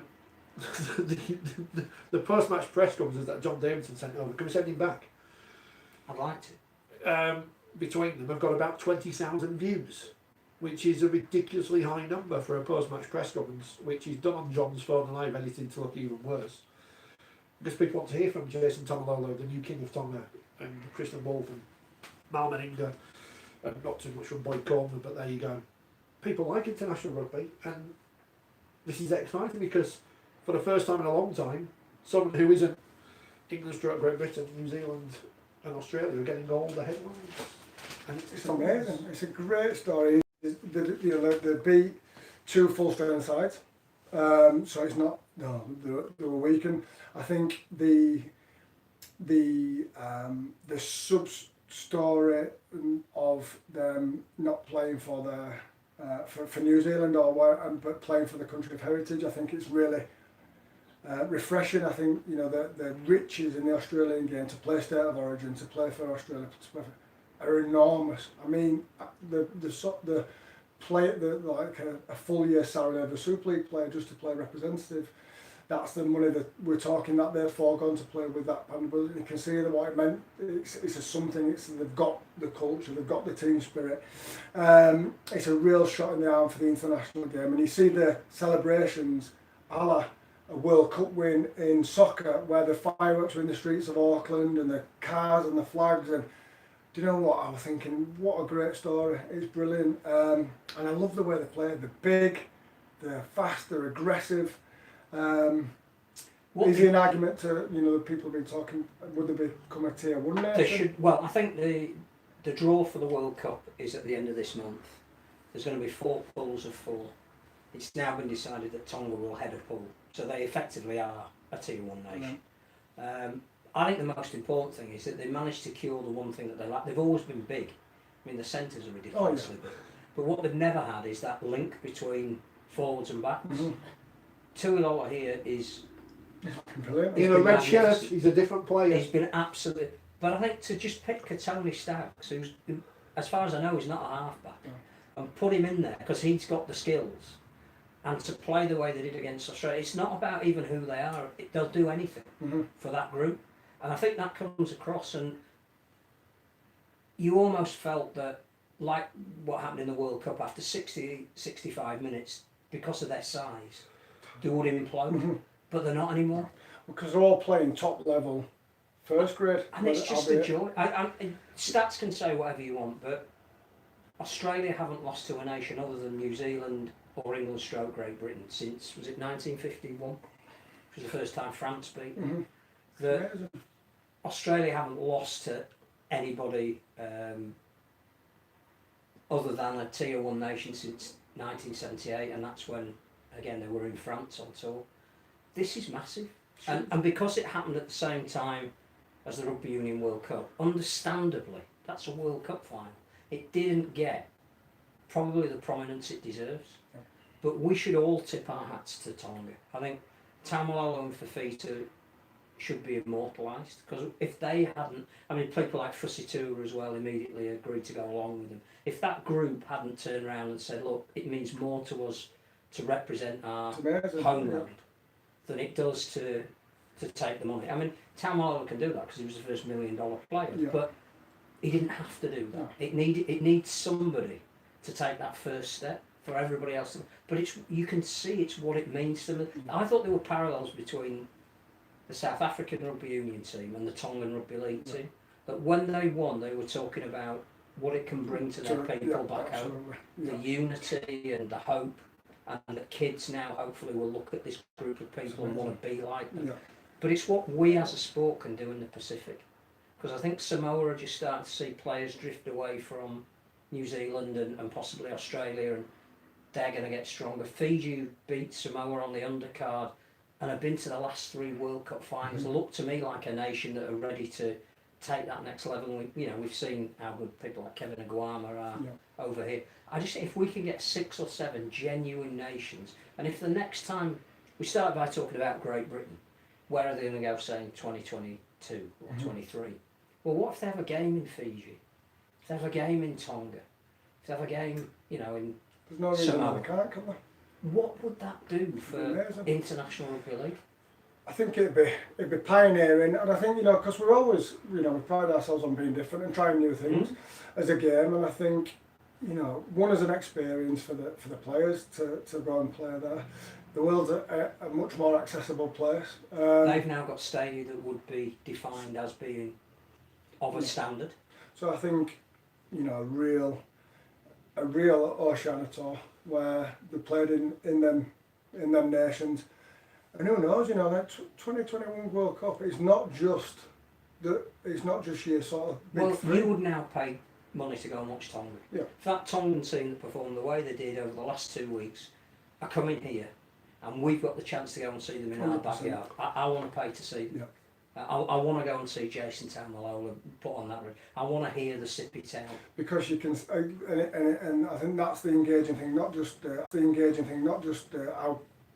how special the brand of rugby they play and the athletes, but you know it means so much to that group of players. That's the other hook and engaging. The two players that got, I mean they all got rave reviews, but the two that were picked out, because again I think the expectation is if you play at Super League it's a lower level. Ben Murdoch Masilla, who now apparently NRL clubs are chasing, and Conrad Hurrell, both were at a level that they haven't played week in, week out in Super League, because it clearly meant so much to them.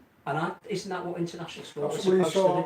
Conrad Hurrell's post-match interview was in tears, and that's the pinnacle. That is his pinnacle. That's what it means to, and that's what it should mean to whichever nation or nations that you're playing as a group collective.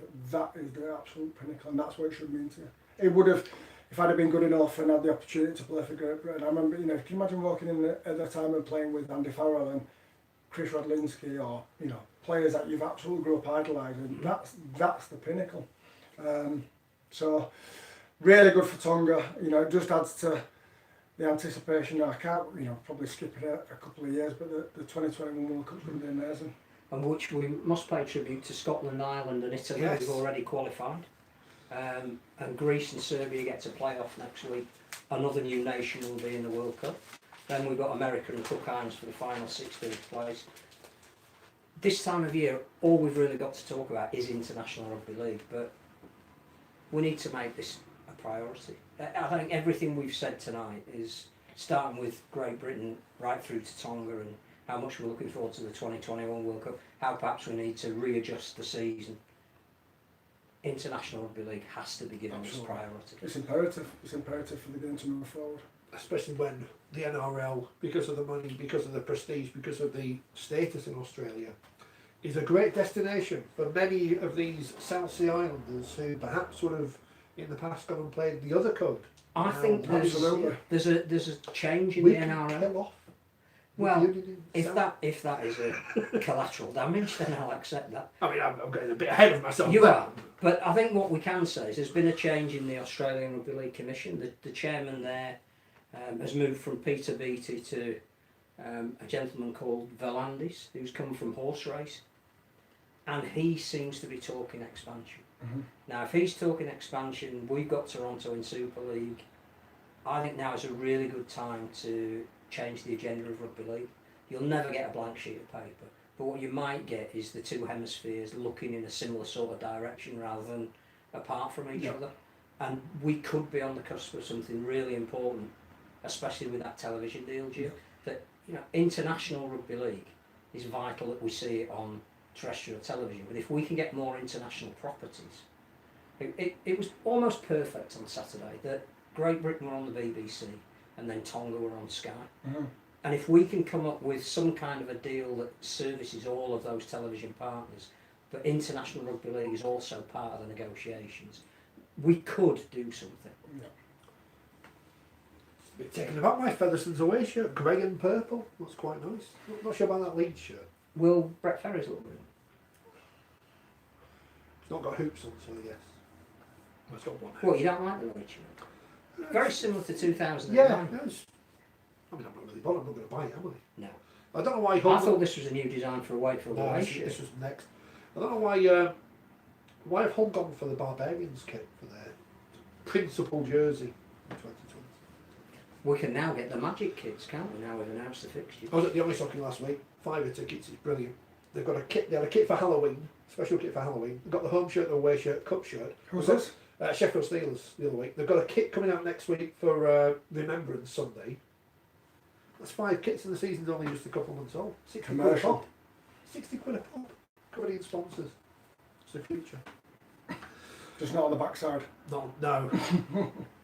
I wasn't looking closely enough. I think we're done, haven't we? We've got to, unless we've got I've to go on missed, 8 o'clock. unless I've missed any topic that we're supposed to talk about. It's absolutely flown. Anything on social media that wants answering while Richard's here? No, I think people are saying get Darrell Clark on from the start. People are excited about the fixtures. Tony Collins is awesome, says Michael. He is. He is. Who's last one? Who's going to win Super League? Well, I said They Wigan, didn't I, months ago? So They I'm haven't saying finished Wigan. recruiting yet, have they? No, a bit premature. I don't think Saints are going to be any weaker.